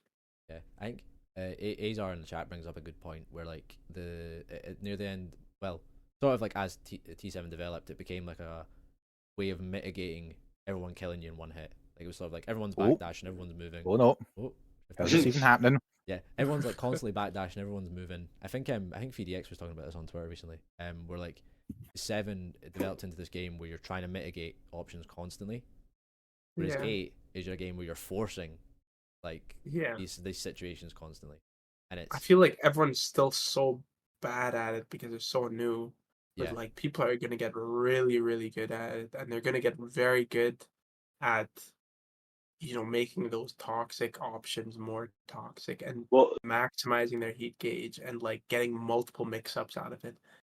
Yeah. I was gonna say because like I see a lot of people online like they're not really into the new system, or they want the old thing back, or they want movement back in Tekken and stuff like that. And I've played all the other Tekkens, like, and I've researched into them and stuff like that. And it's like, and even since Tekken 1, they've added new things. Like the movement really didn't get added into Tekken until like Tekken 4 or 5, and then the walls weren't added until like Tekken 4. Do you know what I mean? So the game has been developing. Turtle's in the chat, bro. He will correct you if anything's wrong, bro. Walls were in 4, yeah. Walls were introduced in 4, and I think like the more traditional movement was like free, like you could start to like do proper backdash canceling and like full free. I feel like it wasn't until 5 because that's when like Neo's always like that's his first game. I think it was more free in 5. I think 5 has the best movement, maybe. I think 5 is where modern Tekken started. Where the changes between games were like Dark Resurrection. Yeah, I think people everyone's zooming about VR being really good. Yeah, but his 8 is like the first big major overhaul of like. Yeah, but I think my point was basically the game has been changing like since the first series, right? Yeah. And like they're always gonna add in new systems. So like I don't know why. I don't think like the change that they're adding now is anywhere near. Like I think, to be honest, I feel like the game has been the same, and to be honest, the game is still very samey compared to since Tekken 5 or 6. It's been a very similar game. I think Heat is one of the biggest changes they've added, but even then, it's not like crazy. But to be honest, like compared to Street Fighter, they kind of repackaged the game, make it a little bit better, add a bit of quality of life, new characters, new moves, and that's it. And then they repackage it. But like, I feel like I said, I really like Tekken 8. I enjoyed it, but I don't think that it's going to be an improvement. The Heat, like, I think people are going to get really sick of Heat quite quickly. I think it depends maybe on the character and stuff like that, though. I think some characters are more deep than others now, with some different things. Like one thing I'm looking forward to, that I'm kind of spoiled for with Tekken 8, there's going to be a lot of stuff to like lab because of Jack's gamma stance works the same as Gigas's taunt. So if I absorb something, I'm a certain stance. I think it's I don't know what it's fucking called. Gamma Howl or whatever. Gamma Roar, Gamma Howl, Gamma Howl, So let's say Gamma stance anyway, right? So if you hit 3+4, you're in Gigas Roar. So if you absorb something, like there'll be some universal things, then you'll get a launch and stuff. So I'm looking forward to that kind of like rework of my character and stuff. And then I'll have some heat buffs within that as well. Like when I'm in heat, I have extra options, but it's like I get what Bolt's saying as well. Like there's going to be a lot of situations that for a lot of top tier characters, very cheap. They're going to be very samey as well. You're going to be in a situation all the time. Like Claudio and Kazuya, for example, I think will be characters like that. You're going to be constantly in these situations. Bro, how many times are you gonna be playing into Kazuya and they land like a forward for 2, okay? And then you get Hell Sweep for 45 damage or some shit, floor break. Bro, how is that gonna feel good at any point? Like forward for 2, okay, now you have to guess between getting launched or getting floor broke. Like it's true. It's like what do you do to mitigate that? And it's not even like, oh, I could have changed my wake up time. Bro, you're standing and you're gonna hold this mix, and you can't. There's a lot of coin flip mixes that are so much stronger. So I think like regardless of what you say, like the fact that you can mitigate that in any way, that is gonna lead to so much frustration. Like I mean, bro, the fact that Kazuya can have his kind of hell sweep, the super buff. hell sweep whenever Yeah, you yeah, want. and Devil. Yeah, There's gonna be other characters who are like that, where you just feel like suddenly they pop heat and they it's like force you into a overwhelming. mix-up, Yeah, and then that's it. I think that's also an interesting thing about heat versus like rage or whatever, is how much heat can like completely change how you play against a character. Too bad. Yeah, it's not like it's not like rage where it's like, oh well, he's got like one move and it's done. It's scary, like, bro. No, you've got to hold it for a while. Yeah. And yeah, like there's like the different moves, like their stances work can change. They tried to make up for it by giving it less time though. Is that what I saw? Like I think it's like the bar goes down faster now, or it still goes down when you're combo, or like I didn't feel that was like so apparent while playing it. I played like a disgusting amount of hours of the CNT. Like I had for the CNT, I think I was off for both weeks. So let's say like 10 hours a day for like 6 days or whatever. So I didn't like playing this version of the game. I didn't really notice this like heat lasting less or anything. It couldn't have been that big a change. One thing I definitely did notice is the adjustment to it in combos. Because like you can't you can't do like burst into dash into extend into wall carry now. And I think that's a good change because some of the carry. I didn't realize they changed that. So you can't like.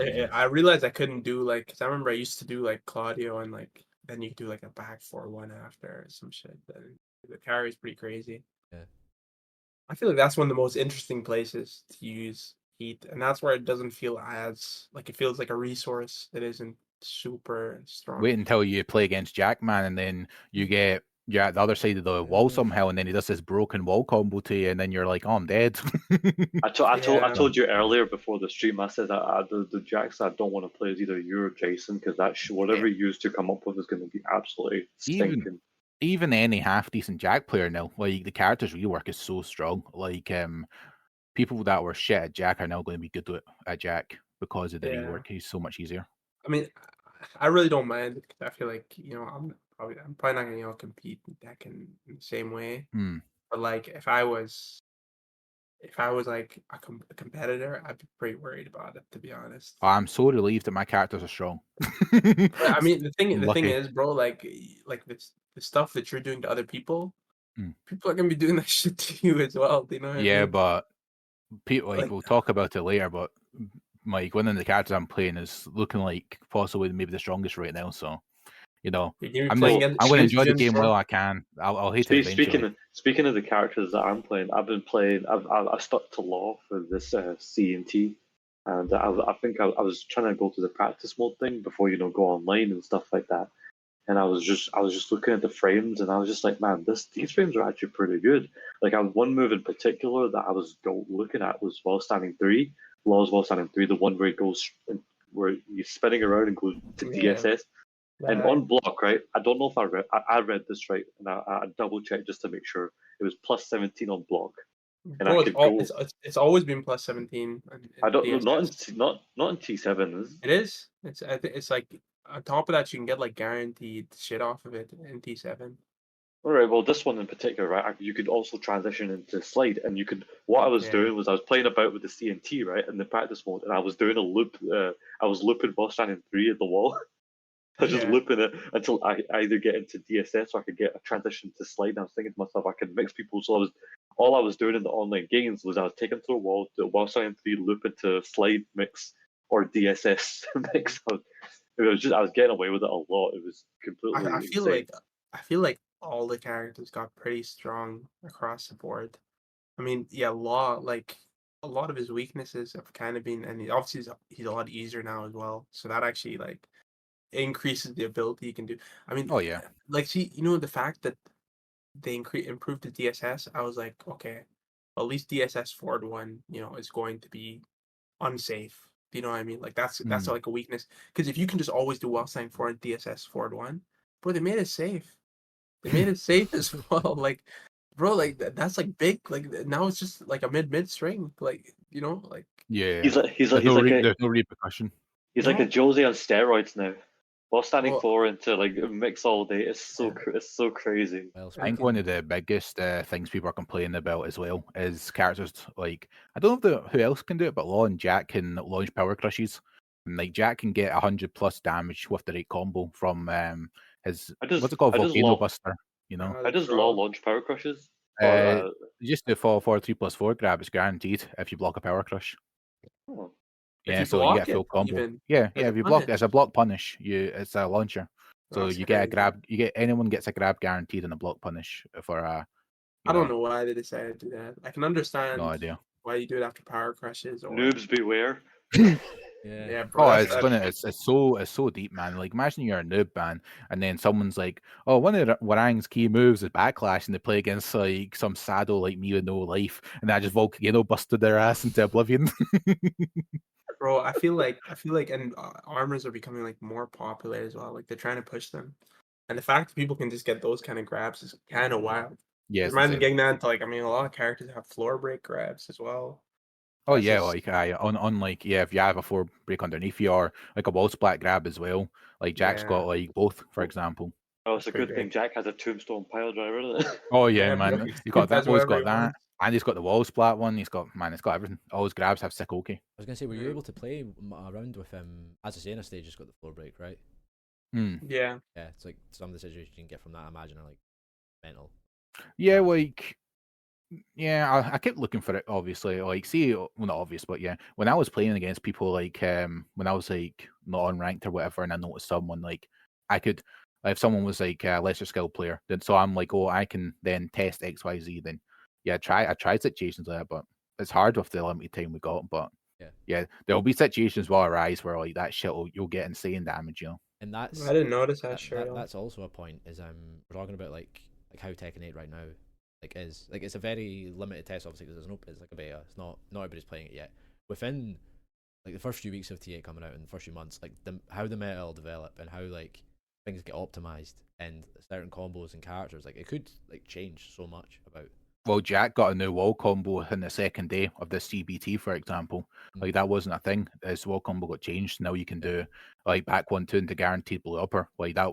Before like the last test and that was never a thing. So that's like a perfect example of that. And Bro, so is that like a flip over into the yeah, you can flip. So June's got the same thing. It's similar type bulb or whatever. Like how you get this guaranteed hit that like 95% of the time you can't get out of it. So yeah, Jack's now got that with blue upper. They can't leave that shit. I hope they don't. Yeah, I agree. Like it's a bit fucking stupid, but they left it with Bob. So it's funny because I remember Bob's one was weird though, man, and that was very still strong though. I remember when I was trying it out, like the second, like this beta, not the CNT, and like how June lost her, was it the hop kick into the hop kick into stance too. Yeah, she lost. Yeah. Like, oh no, she lost that. That was such a big damage. Like she yeah, that's bad. And then a day later, Peaceman Aiden is like, oh yeah, you can just do 4-4-3, 3+4 into guaranteed 1+2, and like they can't tech it at all. It's crazy. Yeah. Into okay, then you do like forward 2 cancel or whatever, you know. Then or you just run in heat burst, you know, have fun. Yeah. Let's see how stuff like that develops. Hopefully, there's wait to play Peaceman's June.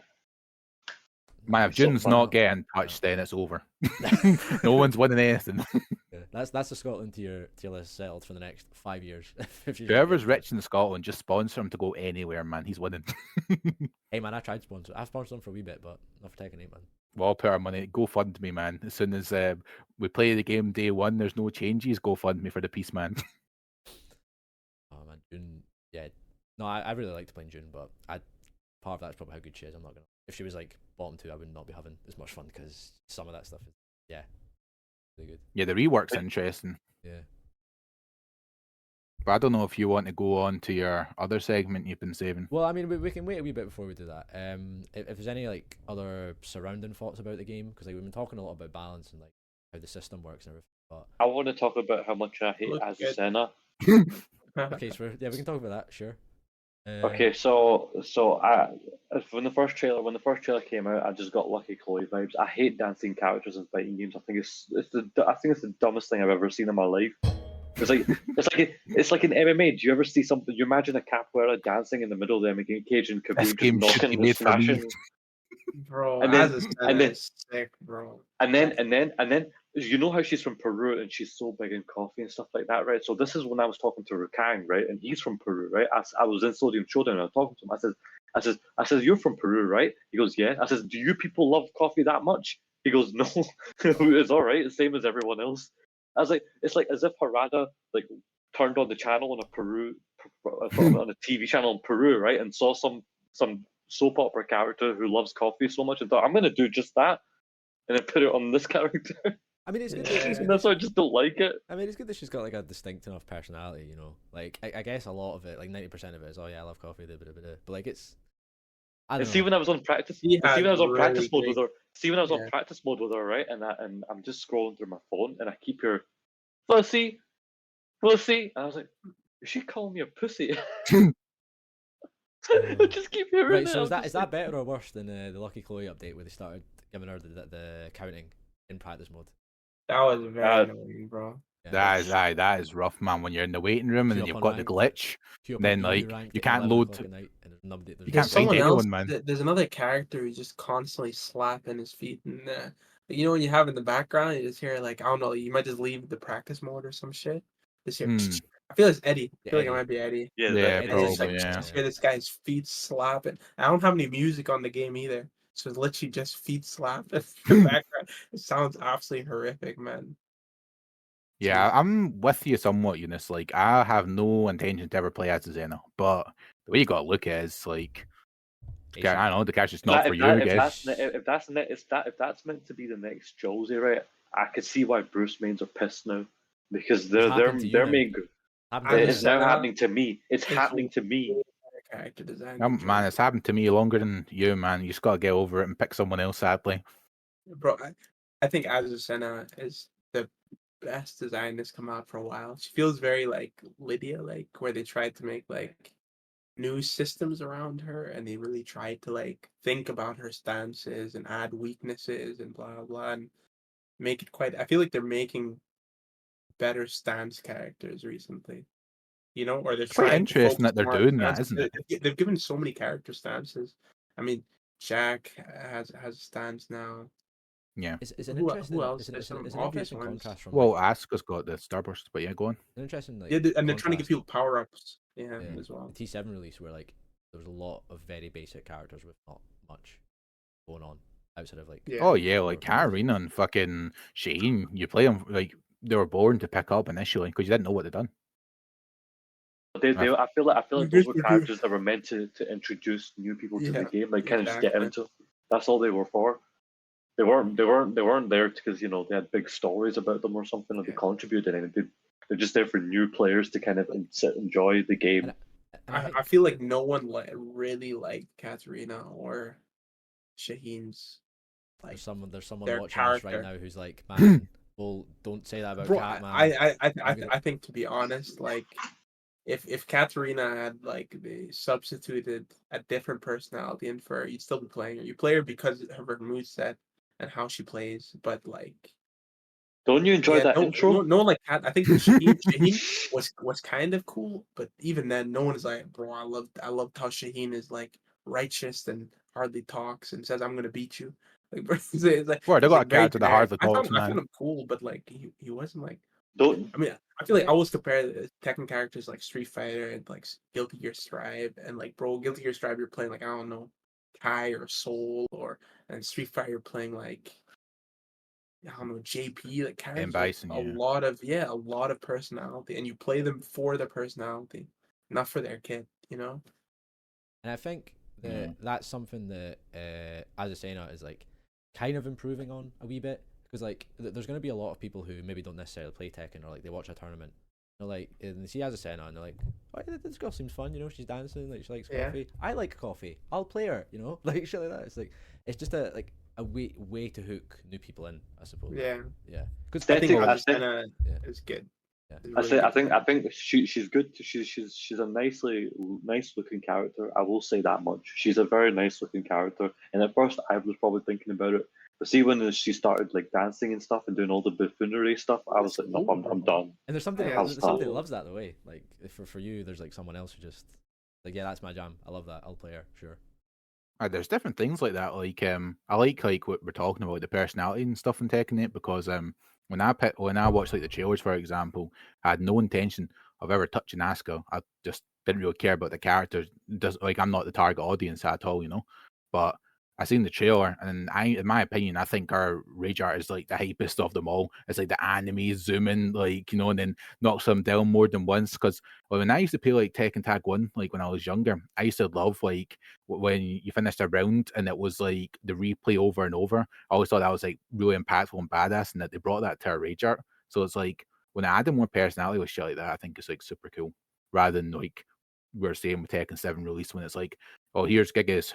We know nothing about him, and he's got no lows. Gigas had a cool look, but he had no like. As soon as you played him, you're like, what the fuck does this character do? That was it, bro. Big golem. Yeah, I think that's the issue though. Like, see, like Tekken compared to other fighting games, like especially 7, for example, you pick up a character and you don't know what you're doing, and you don't know what they do at all. And it's not because you're bad. There's like, it just wasn't like, or the game's difficult. It was just things aren't clear cut. Like, look at I think there's some characters with personality, but and you see those characters always end up getting picked loads, and those are characters like Brian, you know, Armor King, you know, Yoshimitsu, characters with like clear identities, and they're the ones. Whenever you talk to someone, like whenever you mention someone, oh, I played Tekken, and then they'll be like, oh yeah, bro, I played Yoshimitsu back in the day, or I played King, or I played. You don't hear, oh yeah, bro, I played, I don't know, Lily, or like I don't know, Nina. Well, I mean, Nina has a bit. Dragunov. I mean, she hasn't been. Yeah, you don't hear those characters because people are drawn to like, oh, bro, it's a samurai or something flashy, some cyborg. Like it's funny you mentioned that because back at the start I was mentioning how I got into Tekken, and it was through my like friends from school who played it, and I never played it when I was younger, and they all played Yoshi, and it was only because of everyone loves playing Yoshi. It was only because of the flea. Because they thought the flea was so funny. He just like jumps on the sword and he just jumps on everything. Bro, I remember the teleport stance, the indigo stance thing, bro, and they're like, well, this character can heal, bro. It's like, bro, look, he teleports, bro. He just went up, yeah, bro. Like that shit. Oh, bro, he can stab himself like that. Like Yoshi's like a true character. And like I think when people play the character for the character rather than I think if someone is playing a character for their kit, that's a failure of character design. Like I think I played Noctis for their kit. I think I played Julia for their kit. I think I played Zafina for her kit. You know, like I did not give a shit about the character. You know, if I was better at Brian, I'd be playing Brian because I find him cooler. But I just play better with this kit. So like, I think that's a failure.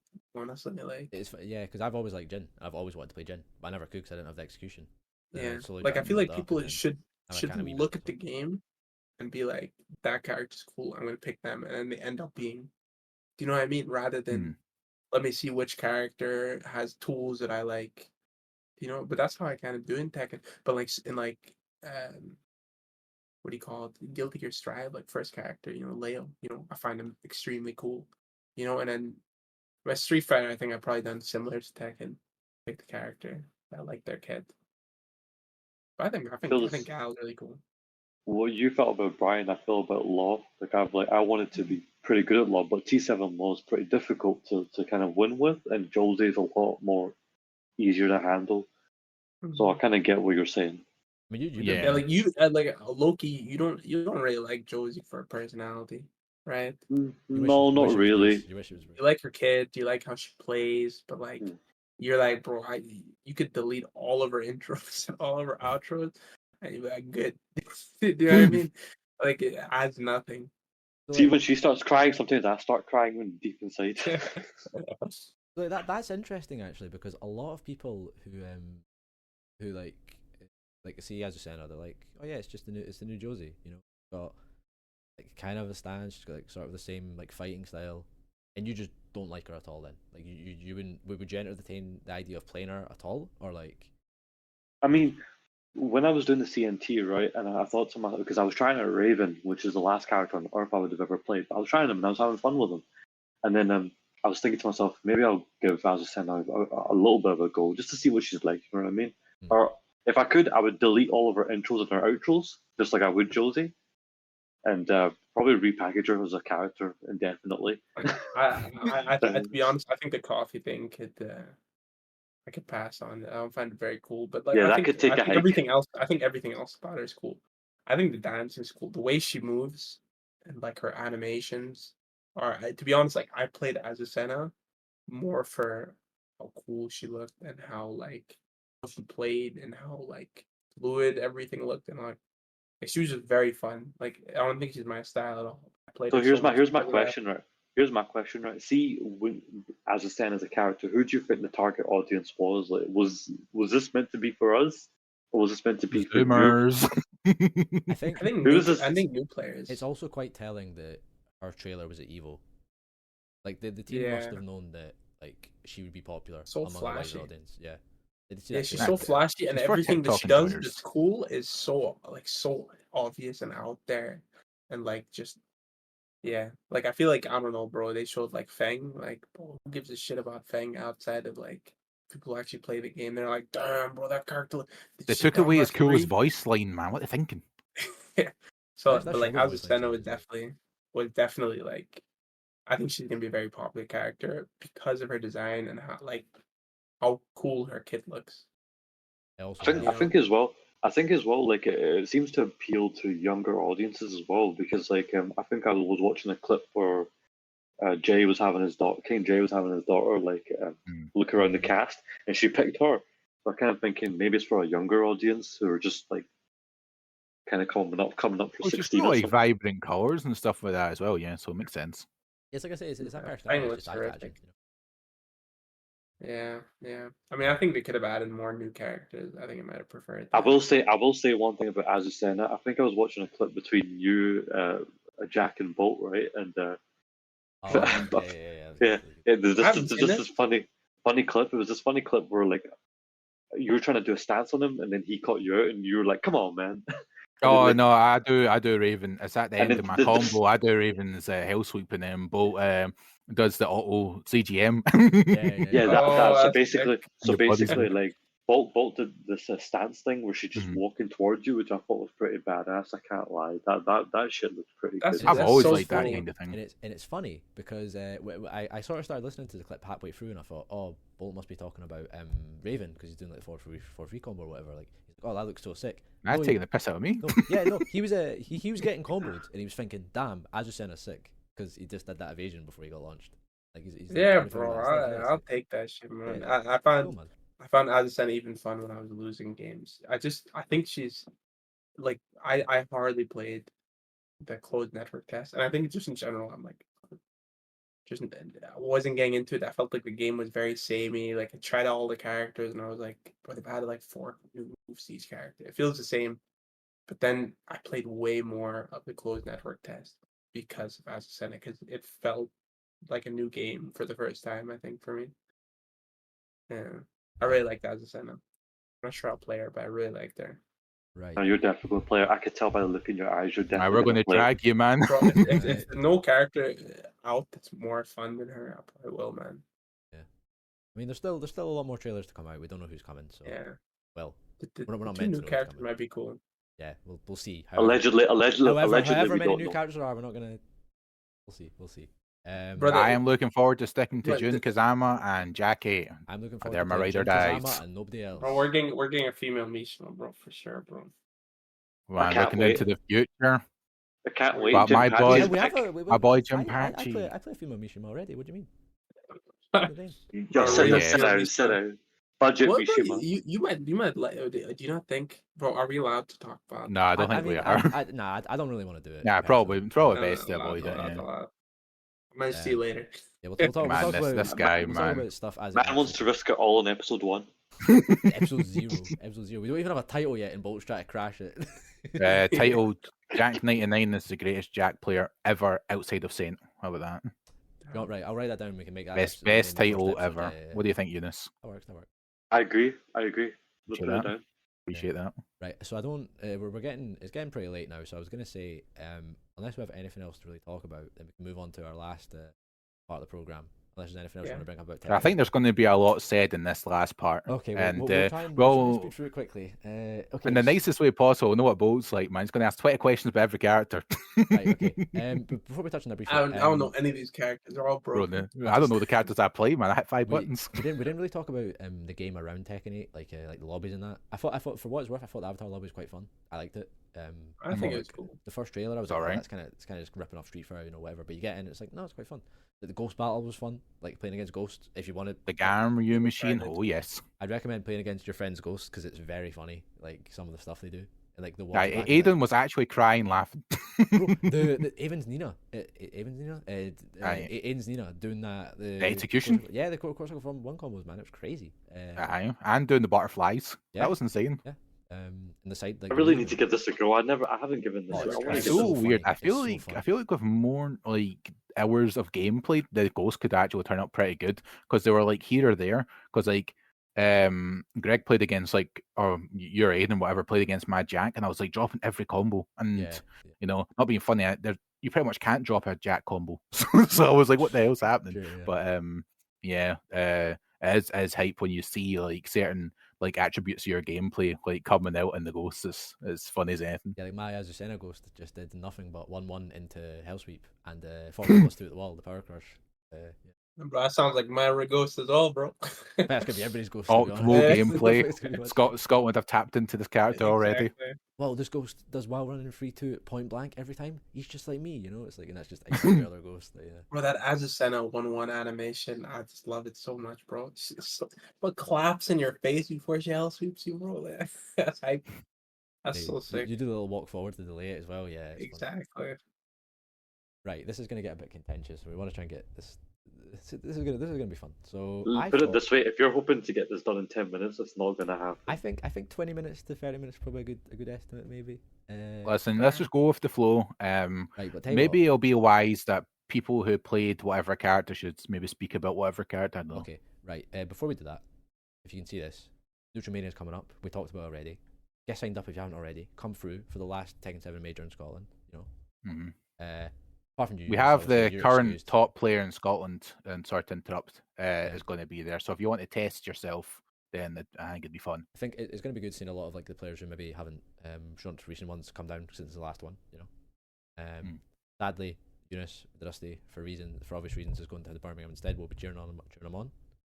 That's because he's the best player in the UK. Forget Scotland, man. He's got bigger things. He's like, fuck Scotland, I'm on to Europe. He's factually tied for first. The Conqueror. Neutral Mania, look forward to that. We've got many sign-ups. Who's signed up so far? Many for Tekken, please. I'm gonna sign up soon. I think there's five. We'll get more sign-ups soon. Yeah, that should be good. Early days, but doesn't mean we won't be ringing it. It'll be like at least 20 plus. It'll be the Glasgow Classic where everybody signs up in the last 2 days.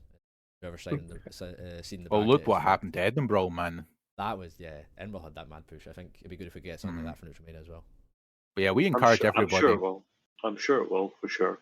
All right. Anyway, enough about that. Let's move on to brass tacks. Tier list. Ladies and gentlemen, there's only one thing you do if you want to drive up engagement, and for the first ever podcast, I thought of no other thing better to do. We've just played the Tekken 8 beta. I think we've played most of all the characters, maybe encountered some less than others. How do we want to do this? I was saying, maybe like go with whoever played who. Yeah. Let's start with the characters that we've actually played the most. So I guess each one, right? Unbiased. No, obviously, I like to downplay a lot. I like to take the piss, right? I played Jin. Jin seems really good. He's very good. I'm hovering a wee bit, but the conventional wisdom seems to say he's here. Arsenal Ties says he's S tier, so you better be putting him in S tier. I don't know about him enough. I definitely think he's probably at the top. I think for now. I think he is S tier. I can't say he's S. Maybe he's not the definitive best. Is that because it's just the heat mode? Just the heat mode. Well, he's also got these Zen buffs as well. Like Zen or whatever it is, up one is like. Assuming down 2 is untouched, yeah. Well, he's got Zen up 1 as well, and he's got down forward 2 from like whatever fucking screen. He's got that cancel from Zen that like we've all seen the famous clip of him neutral skipping like Ken.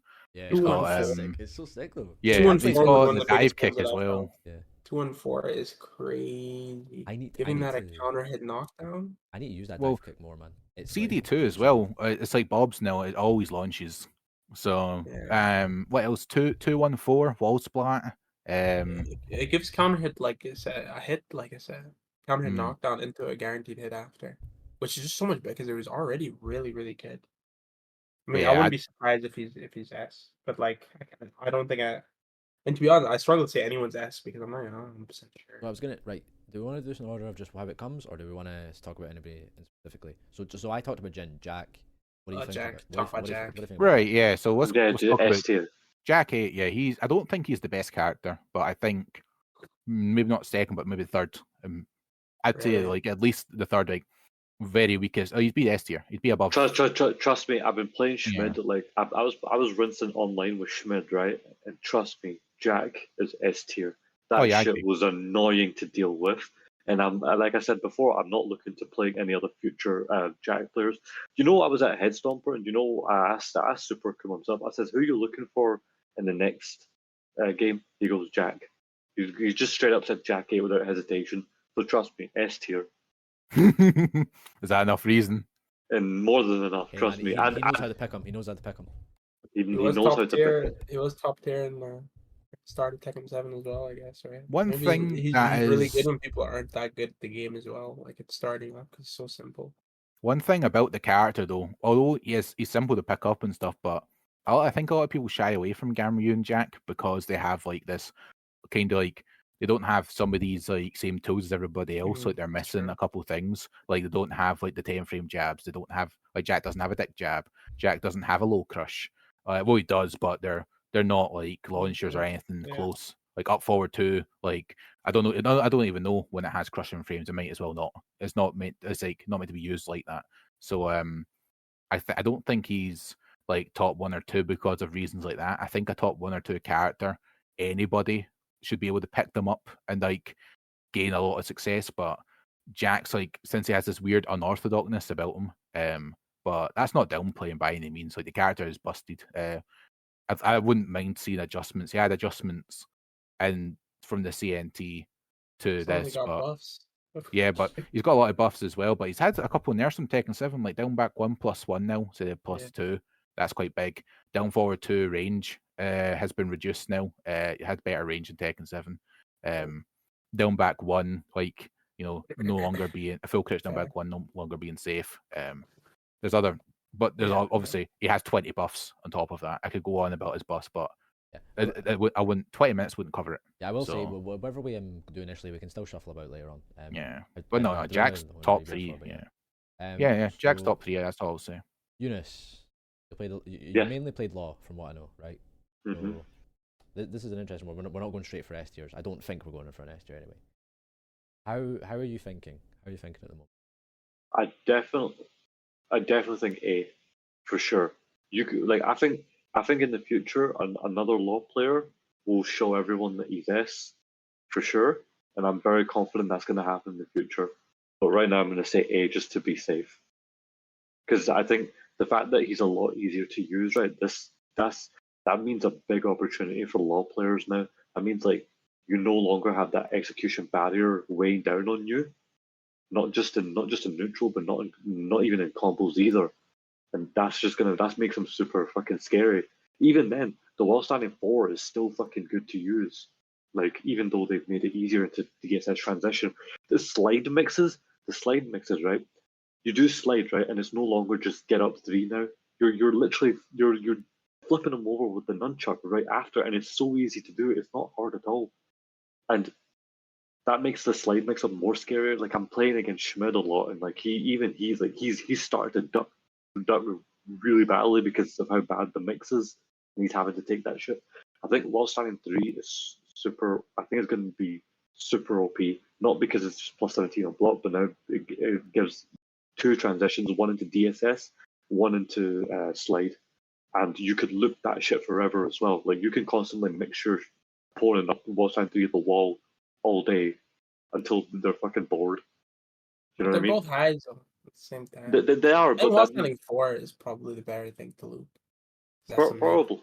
Probably, but my point is basically better frames, much easier to handle, and someone along the line is going to prove that he probably deserves to be an S tier.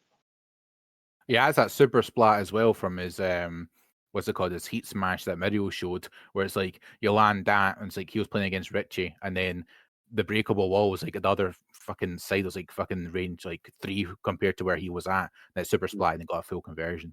So stuff like that's like so valuable in the game. Yeah, it's funny. I didn't really play against many Law players. At least I don't think I did. No. Or no? Didn't seem Wait till you play. Wait till you play.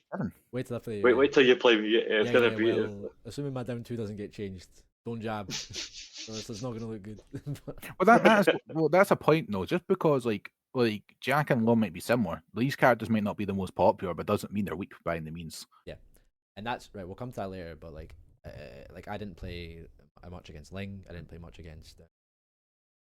Wasn't it? I don't think I played against Lars actually. That's funny. I mean, I never played a good Lars or Ling this time round. I didn't play a I think the only character I didn't play against is Brian. And Paul, actually.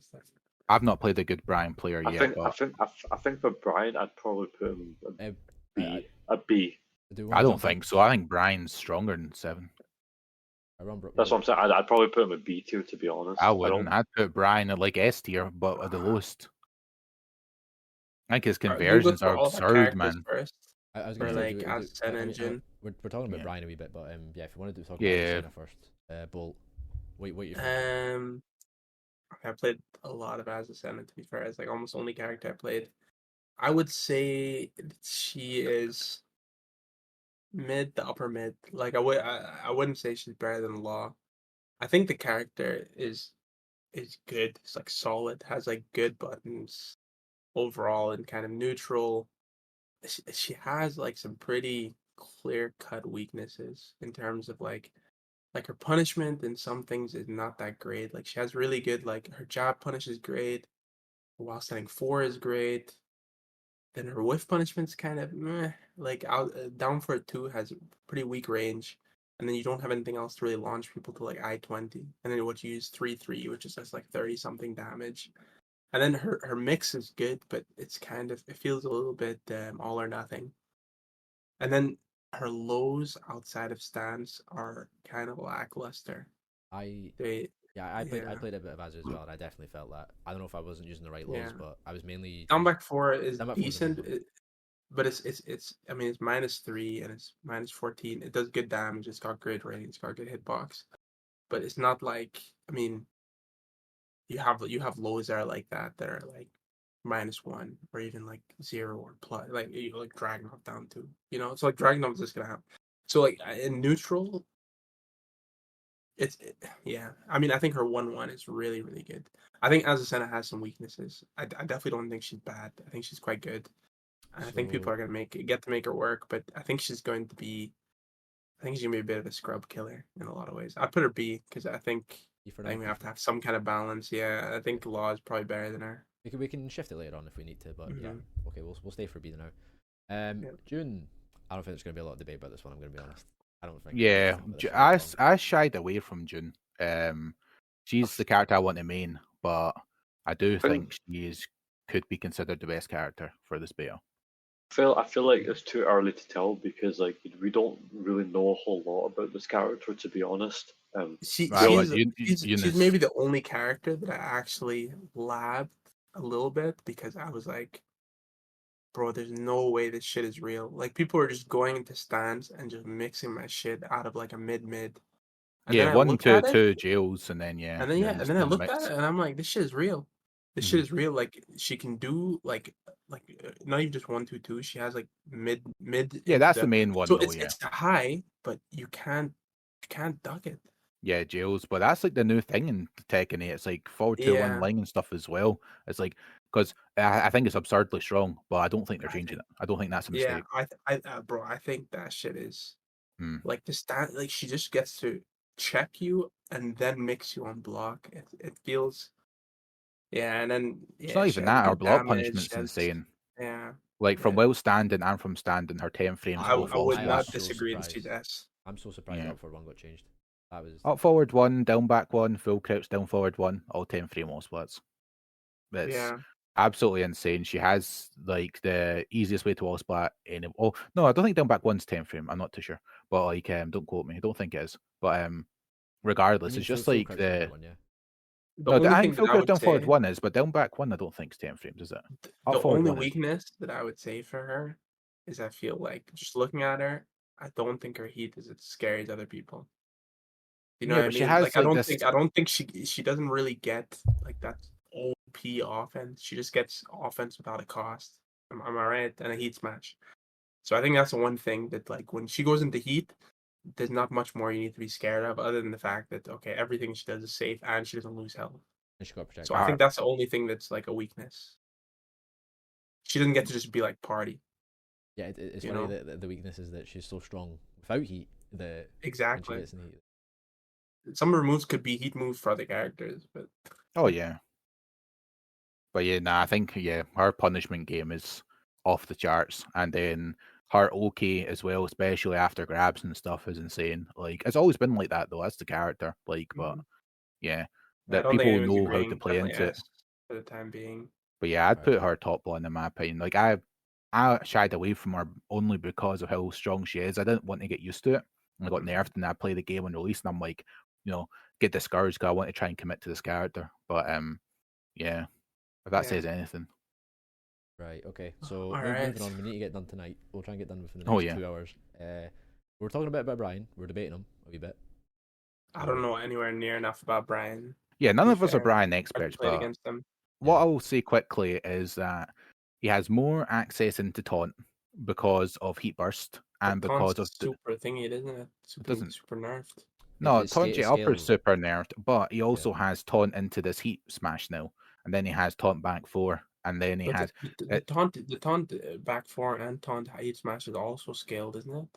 Yeah, but it's the idea of like the situations that occur. Like I would say taunt's nerfed in that situation for good Brians. I playing against Grim, who actually can do taunt back 4s and taunt jet uppers consistently. If I'm taking like 40 damage, I don't give a shit. I'd rather like it won't be 40 damage though, and then you're in this okay situation, It's not worth it. I feel but I feel like worth potentially dropping it. I think that's a nerf. I definitely don't think I don't know about his new tools, but I saw the taunt thing. I thought that shit was lame as shit. Like, bro, I hate playing against Grim, but like I never felt when he did taunt, I'm like, oh, bro, this is just. I did. I thought this is so busted, like Akuma. Like, see if people play Akuma down 3. That's how I feel with taunt. I'm like, this shit is so stupid. But I mean, the thing is, he has this, and then still he doesn't win majors. People like, bro, Nilo. Couldn't care, man. I don't like the way that character wins. I think Brian's a great character. I think that's why he's so popular. I think they took out one of the coolest things about him. I don't think people are gonna learn to taunt, like other than maybe taunt, heat smash, or heat engager. But that's not like. I think that's pretty lame. Well, that's what they're doing with the game. Look at electrics. Yeah. Me personally, I don't like see the points that Bolt was making about the taunt nurse and stuff like that. And on top of that, he's still pretty hard to play. And it didn't feel any different when I was playing Schmidt. It didn't feel any different to when I was playing T7. Well, it felt weaker, to be honest.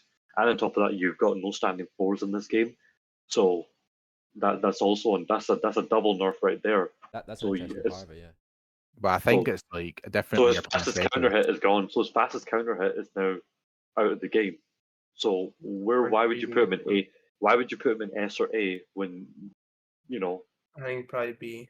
Aye, but he's got this mad new move as well. This QCB was at QCB 1. It was like range 2 neutral skip into +5 on block, and then you have to hold that.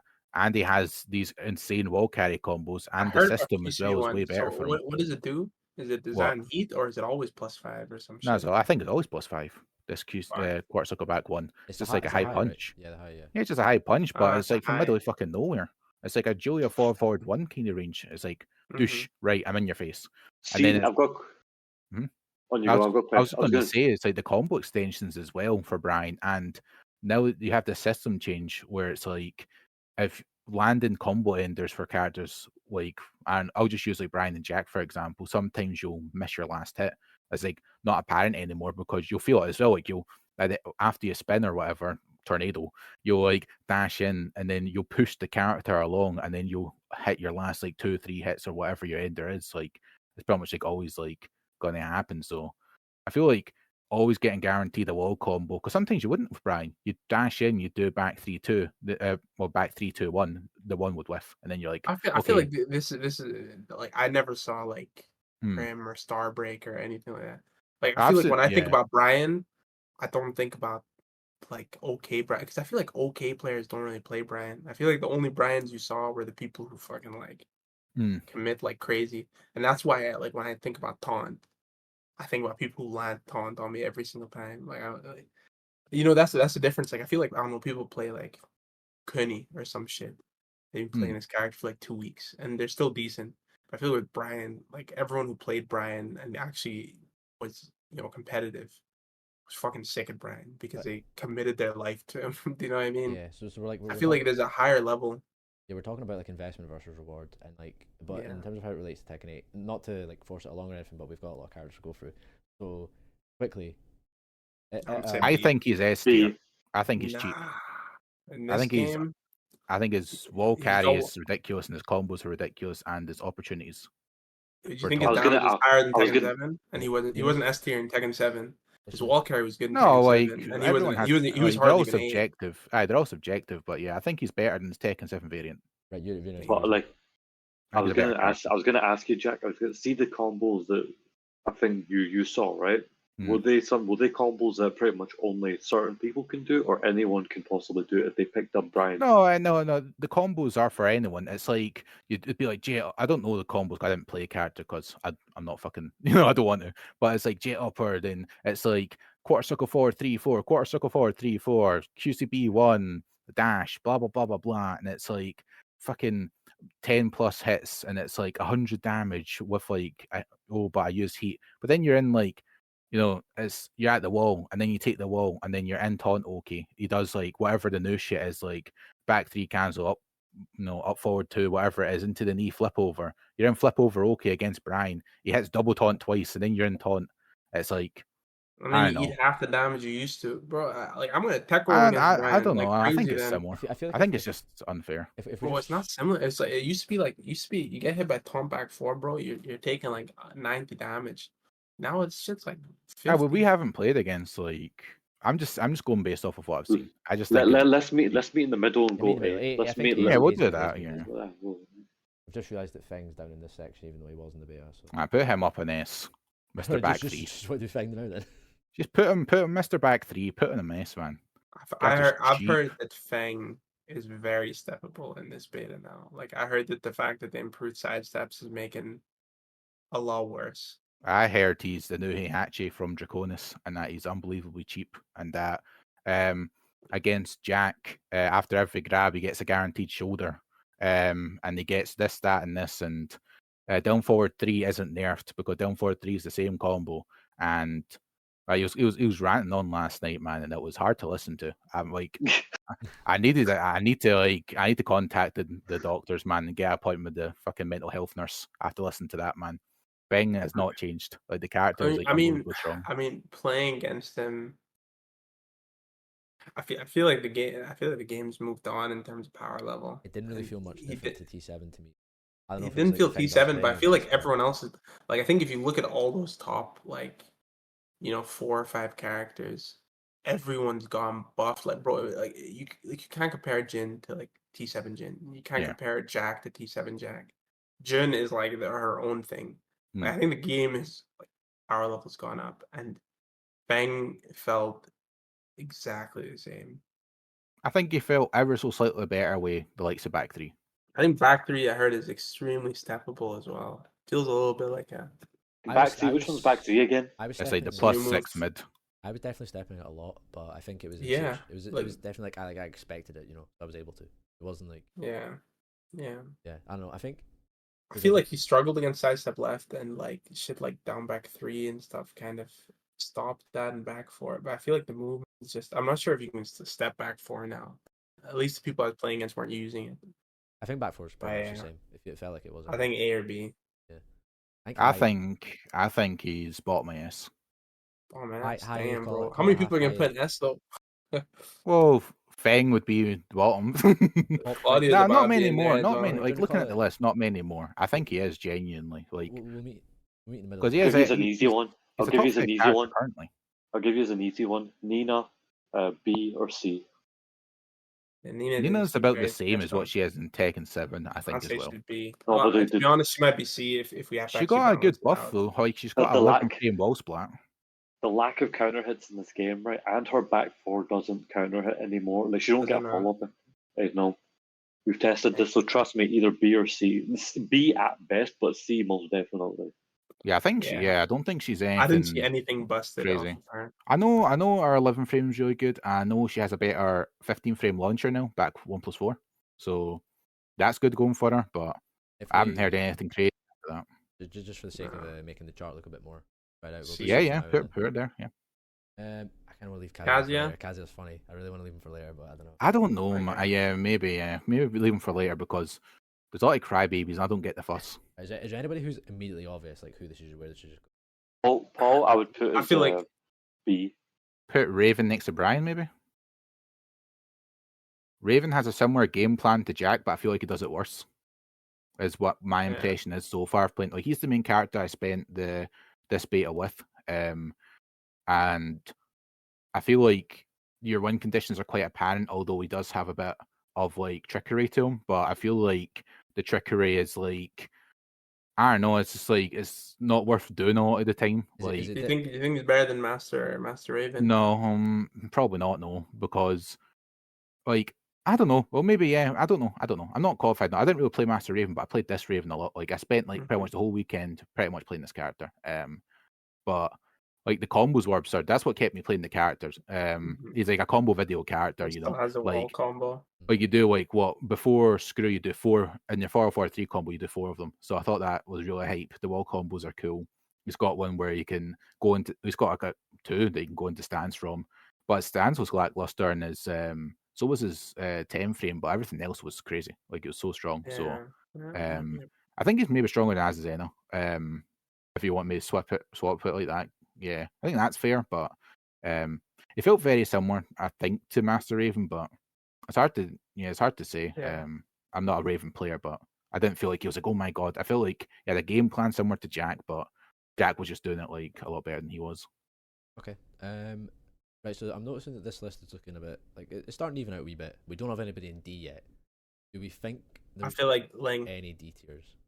I don't know who the worst character is. Asuka, I think. I don't feel. I feel like Ling feels.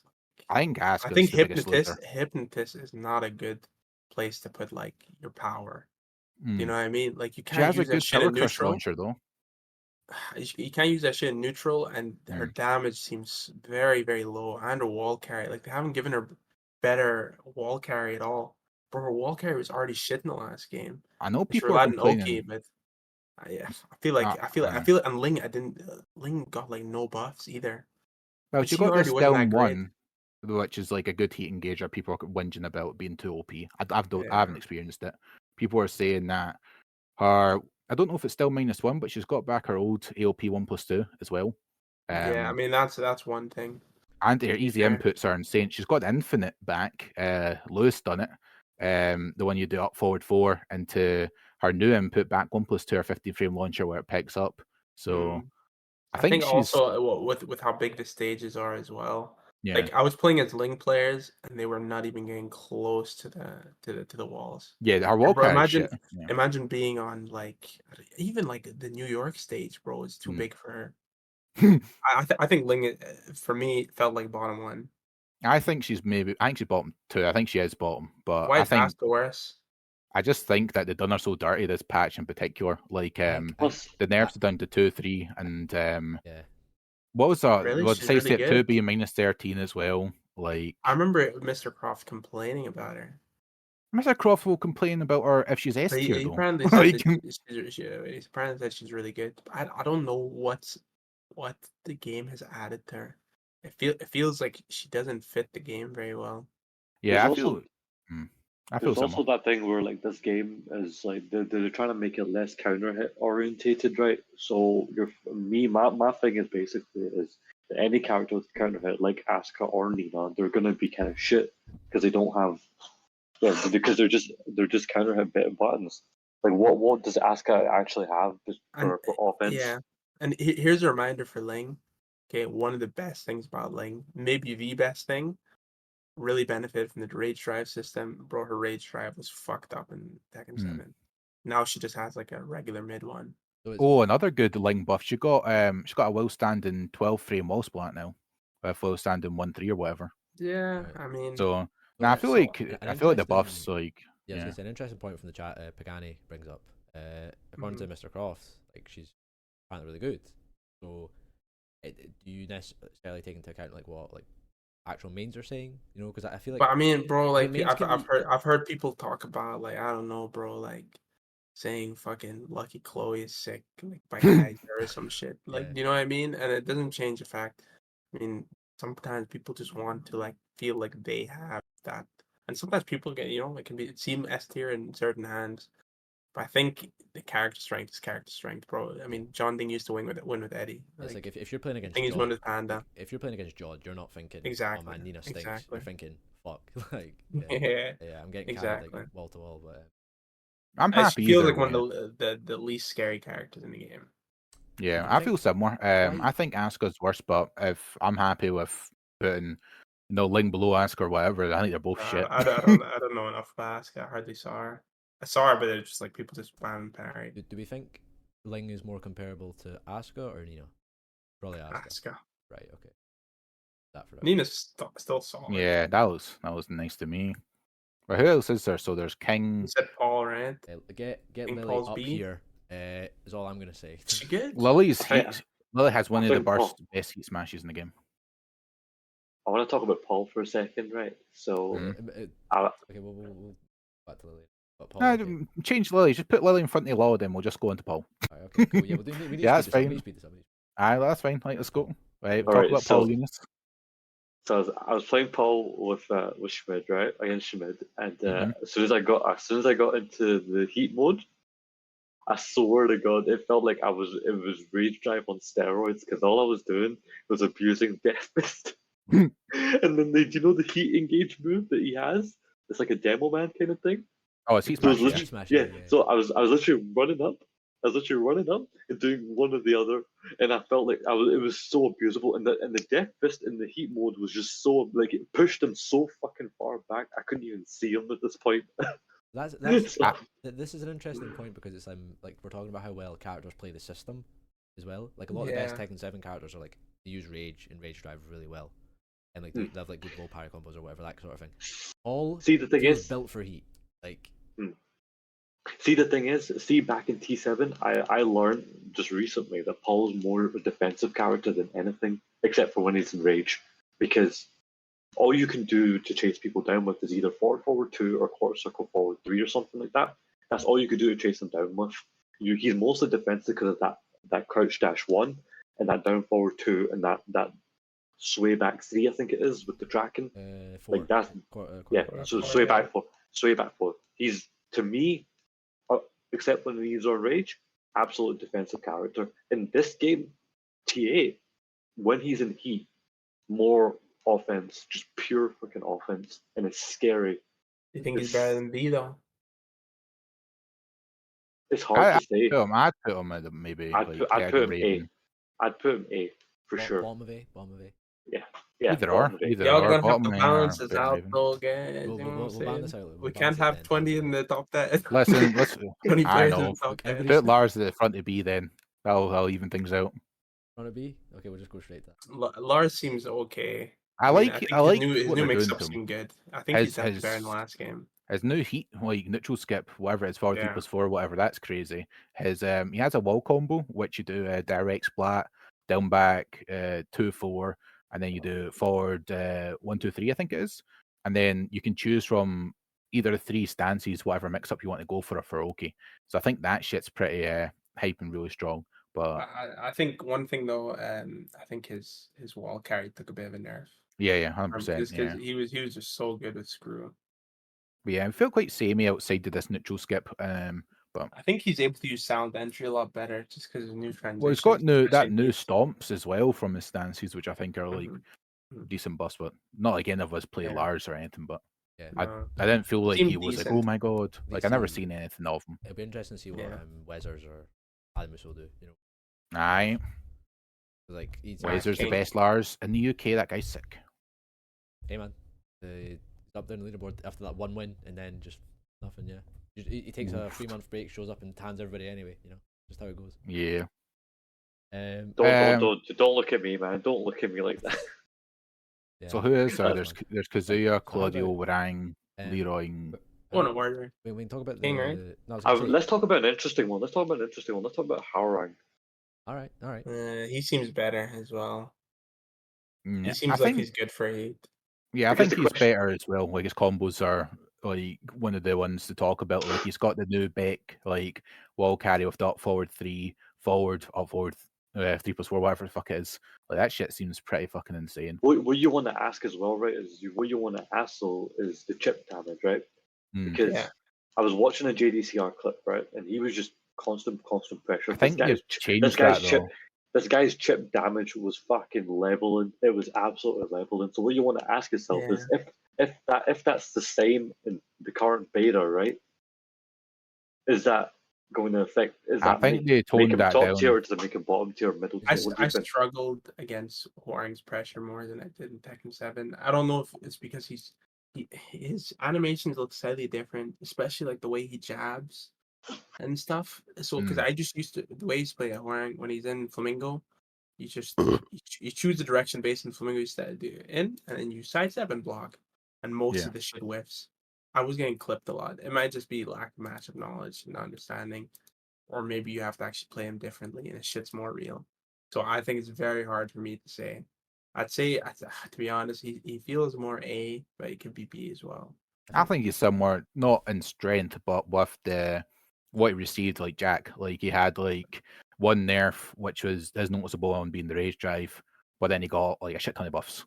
So Yeah, I think he's I a think bit it's better. I better. think I think he's a bit better than the previous I think game. he works well. My only thing is, if there's nothing you could do about the chip damage and he's just chipping away I think at you, no, I think the chip's been there. then he's either A or S. He's either Yeah. A or S.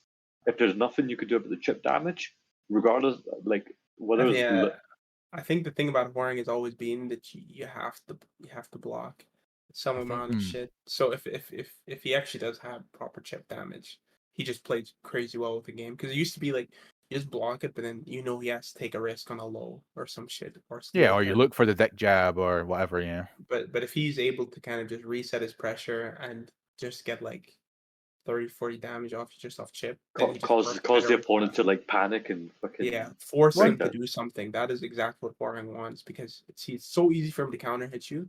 It's hard for him to make you duck. I think one thing good to mention at the end of this for Warang is that a system change kind of benefits him with the down fours, because down 4 and dick jabs are like some of the tools used the most in that matchup to eliminate pressure. Very true. Now down 4s are what, -15, so he's just going to launch your ass. Mhm. You know, it's like such a bigger risk to stop him getting started. So I think that also helps him massively. I'm thinking the A's looking a bit cramped at the minute, so I feel like he's more A than Brian and Paul, to be honest. I think he's more than he works better. Maybe put Paul down to demote him to Paul down to B. Yeah, because he can be the front because because I just realized without the heat, Paul's still defensive character, and if you could work your way around, better than Brian as well, probably. Yeah. Well, you can even put Brian at start at B. Like, I'll be nice to you guys. do you want to Put him at start at B. If it's majority vote, if you all think, then I don't know yet. This isn't my tier list. This is a group effort. If Grim was the only Brian player in the world, I would have put him at S. I think Grim is nerfed compared to Tekken. Nerfing taunt, Grim is nerfed absolutely. I think Grim is gonna have a harder time with his version of Brian. That's why I say that he's B. I know he had. I think Brian was barely A. Clips, but yeah.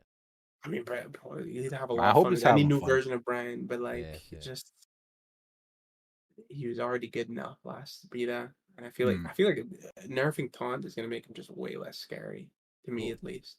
Right. So here's the thing. Our S tier minute is just as 3 characters, and the previous far and away S tier from the CNT was Claudio. Now, do we think that the nerfs that he's had, like slight changes, What are the nerfs? No, they're slaps in the wrist, man. Let's keep it real. Okay, real okay. Yeah, keep it real, man. Slaps in the wrist. Well, up forward 3+4 loses okay, and then some other shit I didn't even retain because it's not important.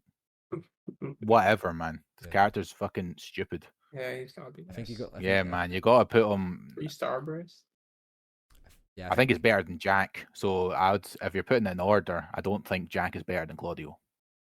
I'm not a down player. Jack can be third best character. I'm fine with that. I'm not gonna downplay either. I think I can see that. Did you play him much? I'd put Gen third. I played. Yeah, that's fine for me. In the CNT, not in this one. I could take that as a top 3. Yeah, I'd take that top 3 and then put Jack right there. I'd put Jack top 3 actually, like, over Jin, to be honest, because I have a much easier time against Jin than I do have against Jack. That's And because That's also because Jack's plus- new. He's spitting. He's so real. Jin's not good. Jack as well is easy character. Am I right in saying that? no, I think he's easy to pick up but hard to win with.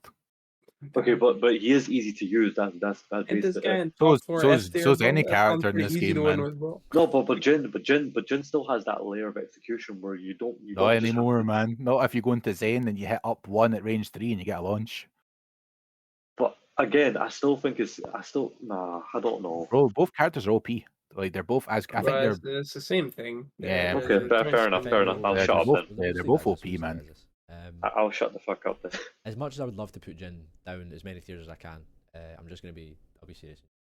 Don't I even think think about he's- it. Well, nah, he's Yeah, I think he actually made up really for good in here, but Alright, big king, man. King. Right. Bro. I don't know. I He haven't seems played a a good little king bit- player. I so I played don't against a couple. It feels like the armor on everything is a little bit gimmicky. He has like some very good force mix-ups, but like, yeah, he doesn't seem. So He am I doesn't seem right in much saying better. in heat he gets guaranteed grab, you cannot break it? It's only on a Jaguar step, so you need to Oh. have shit that goes into it. I'm Like, you pretty don't just sure- get guaranteed grabs off everything. Right. I'm That's 100% not as bad then. But that's 100% certain. Yeah, I don't know. I'm pretty sure that the one out of step is unbreakable because I've seen that. Exactly. And every time I tried to break it, I haven't broken it. Unless I'm. I think But he yeah, has You one of the need to- best. You need to hit a move to get into Jaguar step, pretty much. Right. Well, I think if you can do it raw and heat. You can do the I armor. mean, I'm there's sure another there's armor a mix up to that. I'm That- sure there's like a way that they can stop you from just running into them. I do think forward 2-1 is one of the best heat engagers in the game. That's Oh, true. yeah. Not the best one. Like people are saying maybe Gen 442 could be the best one because it's got phantom range in this game. Or there's other like good examples like Jack back 1+2 is really good. And Yeah. or the Jack when you're in heat, the Jack back 2 combo's broken, right? But I think I'm not certain, but I think it's 14 frames in this game, King forward 2-1. And That's at least the full combo. That's something that I felt you as a extend. Senna, there was a bit of a weakness. I feel like you need whiff punishment Hmm. heat engager. Do you know what I mean? One that even if you miss, even if it I think it doesn't makes whiff you punish, OP. yeah, if it doesn't if you don't whiff punish it, it's still safe on block. She had back 3, which was good. It was like pressure mid. It was like +4. Yeah. But like people don't get hit. You don't use like Brian's back 1 for people to duck and get hit by it. Use that shit to make people guess after. Do you know? Like you Yeah, want your 100%. heat engager to be that like long range or like whiff Yeah. punish, like Steve down for him. That's like a perfect heat engager. Do you know what I mean? Well, that's Because it. Well, gets your Jack game and started Jin's off. both got them. You know, like the long range with Punishers fall Yeah. forward 2, back 1+2. So just so for King himself, what do we think then? A better than I think maybe he's the better most. than. I don't know. I think he's like the same level as Azucena. Yeah, I think he's Well, maybe I think put same as. Azucena and C. I feel like. I put King above Azucena, but then in between Raven. You know, I think you Yeah. should put them. maybe Yeah, put Azucena and Azucena C. and C. Yeah, put Azucena and C, but keep King and B. Yeah. That's what I'd say. I think that's reasonable. As I say, NC, I think it's going to be a very controversial opinion. Well, listen, I man. think he's Bo good. is a multi-time ICFC badass, That's so true, they that's can true. sit on it. Good I players think never that- downplay their good. characters. It's That is a just- fact. Yep. It's just, but the thing is, like, I don't think Lars is much better than Azucena. I don't think Raven's much better than that. I mean, to be honest, think I'm not sure Raven King is that much better. is- I think I've just gone kind of stuck with this Yeah. heat engager thing. We want to. Listen, it's not looking the Let's worst. Put King and C as well. I think. Put King and C. Fuck it. Move Azucena back up. I think leave them both in C even. I'm Yes. happy either or. Eunice, you're the tiebreaker. What are you thinking? What do you think? Where's Azucena going? I've played a lot of Azucenas and none of them felt overwhelming. They all kind of felt shite. I don't know if it's because of ranks or what. But Get nothing owned. nothing felt overwhelming, so I'd put her in C as well. If you just played the Dusty in the CBT and you were playing Azucena, unlucky, you're shit. Has been confirmed. I think because honestly, to be honest, with the next two characters, I feel like maybe you should put Lars and Azucena and C, balance things out. I feel like that makes the most sense. I mean, Raven, I I'm don't happy know. with I that. feel like But Raven. I don't Lars, feel like maybe I think Lars is worse than King. No, I think Yeah. King's better than Lars. Yeah, I don't think and then I Lars think is great. Azazen is better than both of them. And the thing about Lars is, even though he's gotten all these buffs, he still doesn't have like a safe great low. You know, I Yeah. still see them just using down back He's got like a Tekken 4 and 7 down back weakness 1, in Tekken 3. 8. Yeah, exactly. Mm. Right. Oh, I think leave it like that for now. So Yeah, Leroy's that's interesting cool. because I've not played against many. No, I played Alright. as him, and he feels okay. Well, you're friends with Jay. Get him in the call, man. Get He this feels podcast boosted. he feels The okay. way It doesn't feel like his heating gauges are super easy to. I mean, what? Was it is got down 1 plus 2 though? That's 4? pretty decent. Is that 1+2 one? I think so. Yeah. That is a decent one. Hermit stance, I feel like, is slightly. I mean, I think he's decent, but I think like he's a very one-dimensional character, except without as much strength as the old game. Like I still think he's pretty one-dimensional. Do you know what I mean? Or it Yeah. feels like his mix-ups are quite. I think he's like obvious. Paul, how he's like a semi-defensive character now. You know, like see when like I was watching King J play against Nee when King J was in Korea, and then King J kept telling Nee, no, other way around. Nee kept telling King J stop using down T2. You know, it's not a great move, and like.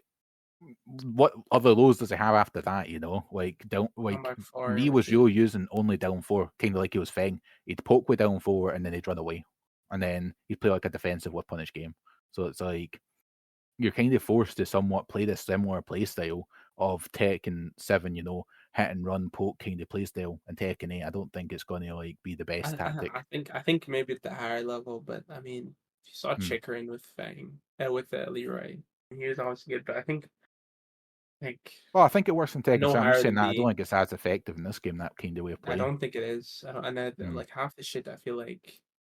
Like I you're think trying to parry hit is and gonna run. be useful in this game, but Yeah.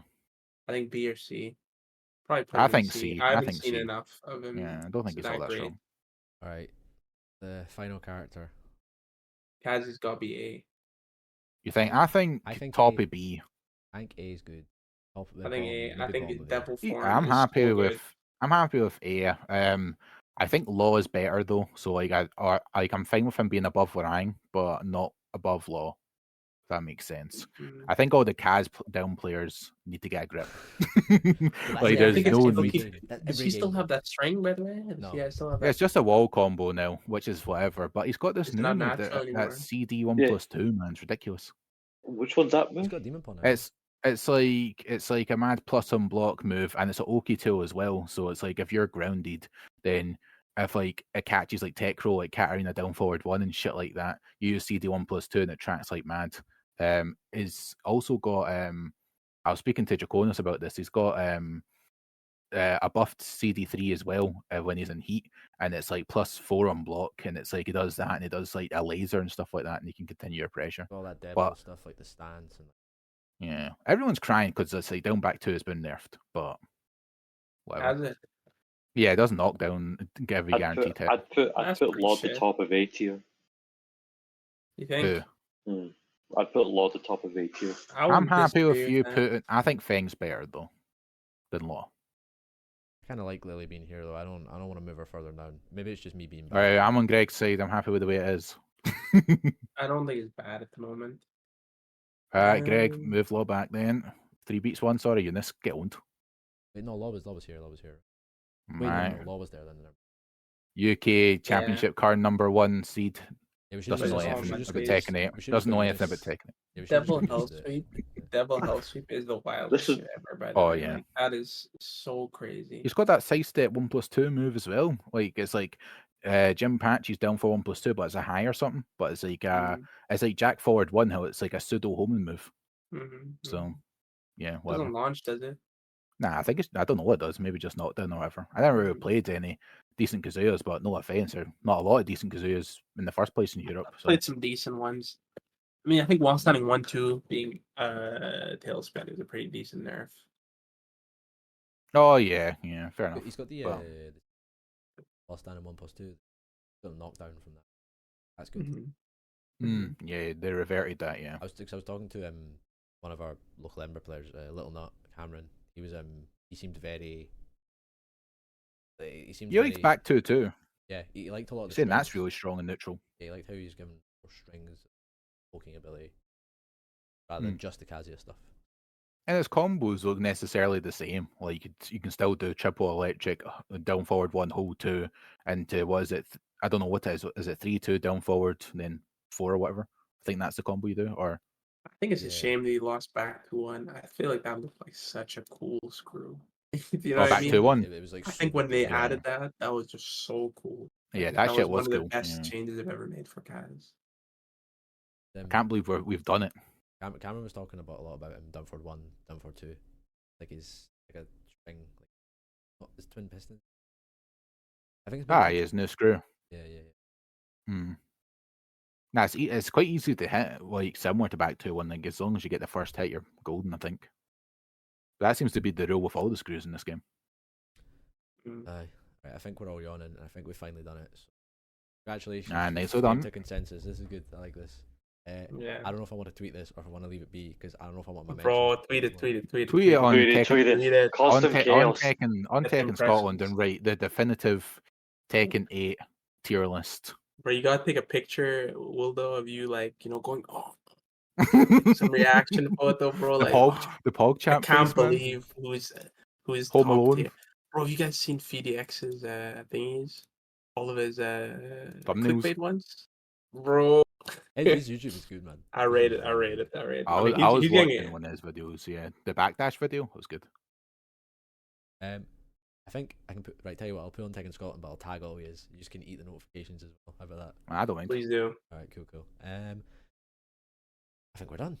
Nice. Nice. We came to a conclusion. That was really fun and went a lot longer than I was anticipating. Thank you very much to everybody watching. Appreciate that. Yeah. Enjoyed it for sure. Thanks for having us. No problem. Thanks for joining. It was I've been wanting to do this for a while now, and I think it was good to let everybody say their piece. RIP your work tomorrow, though, bro. Oh, I'm good. You know what? Coffee can solve everything. If as I saying, it's taught me anything. That's true. Yeah. God bless Coffee, the has best us drink or nothing. Budget Josie. Yeah, sorry we couldn't get your overlays working, Jack. We'll try next time.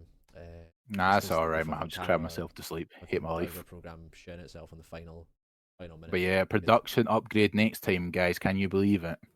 We'll try to anyway. But I think I'll need to do a few sessions where I just practice that. Streaming it. Yeah, I'll give you that alternative we spoke about as well, so it's all good. Kind of annoying because it worked. Alright, okay, too long. We've gone too long. Aye. Thanks everyone. Thank you guys for joining in the first place. I know it's tough getting everybody together for certain schedules and all that, but I think it was fun. Good chat. Thanks everybody who hung out and chat and listened. I've been peeking at the viewer counter and like the chat. Like there's a lot of people coming through, a lot of familiar faces. Appreciate that. Got a lot of follows as well. That's cool. And have a good night, everyone. And Are we going to host somebody, man? That's the tech. You got to host someone. Yeah. Okay, who's like? You got to host somebody. Somebody non-controversial though, because we Richie. What's Richie? we want to Big man. Richie, man. We want to stay away from shit. What's his like name again? Is it just A.O. Richie? AYO Richie. Yeah. Nice shout out to Richie and fuck Oh, every my single Leo player apart from Richie. Let me Is check that it right, guys? Let me check it on. Fuck this up. Hold on. Including Aiden. Yeah, Aiden Including means Aiden. June. You know, June gang, just like me. It's all good. Right, it's just A.O. Richie, so we'll do that then. I love how you switched to June to Jack, just like you just do it like it's so vicarious. Character's fun, man. It's a very cool looking character. Oh, is it AC on? I care more about having fun, so I'm just glad that she's fucking cheap. So even better. I'll play her when she's cheap, and I'll play her when she's shit. All right, we'll send Ace you away Ace is to cool. Richie. Have a good night, everyone. Cheers again for joining. And, Yeah, thanks again. Catch you guys later. See you in the next See you episode. later. Soon. Stay soon. We'll Peace, see peace, peace. you around.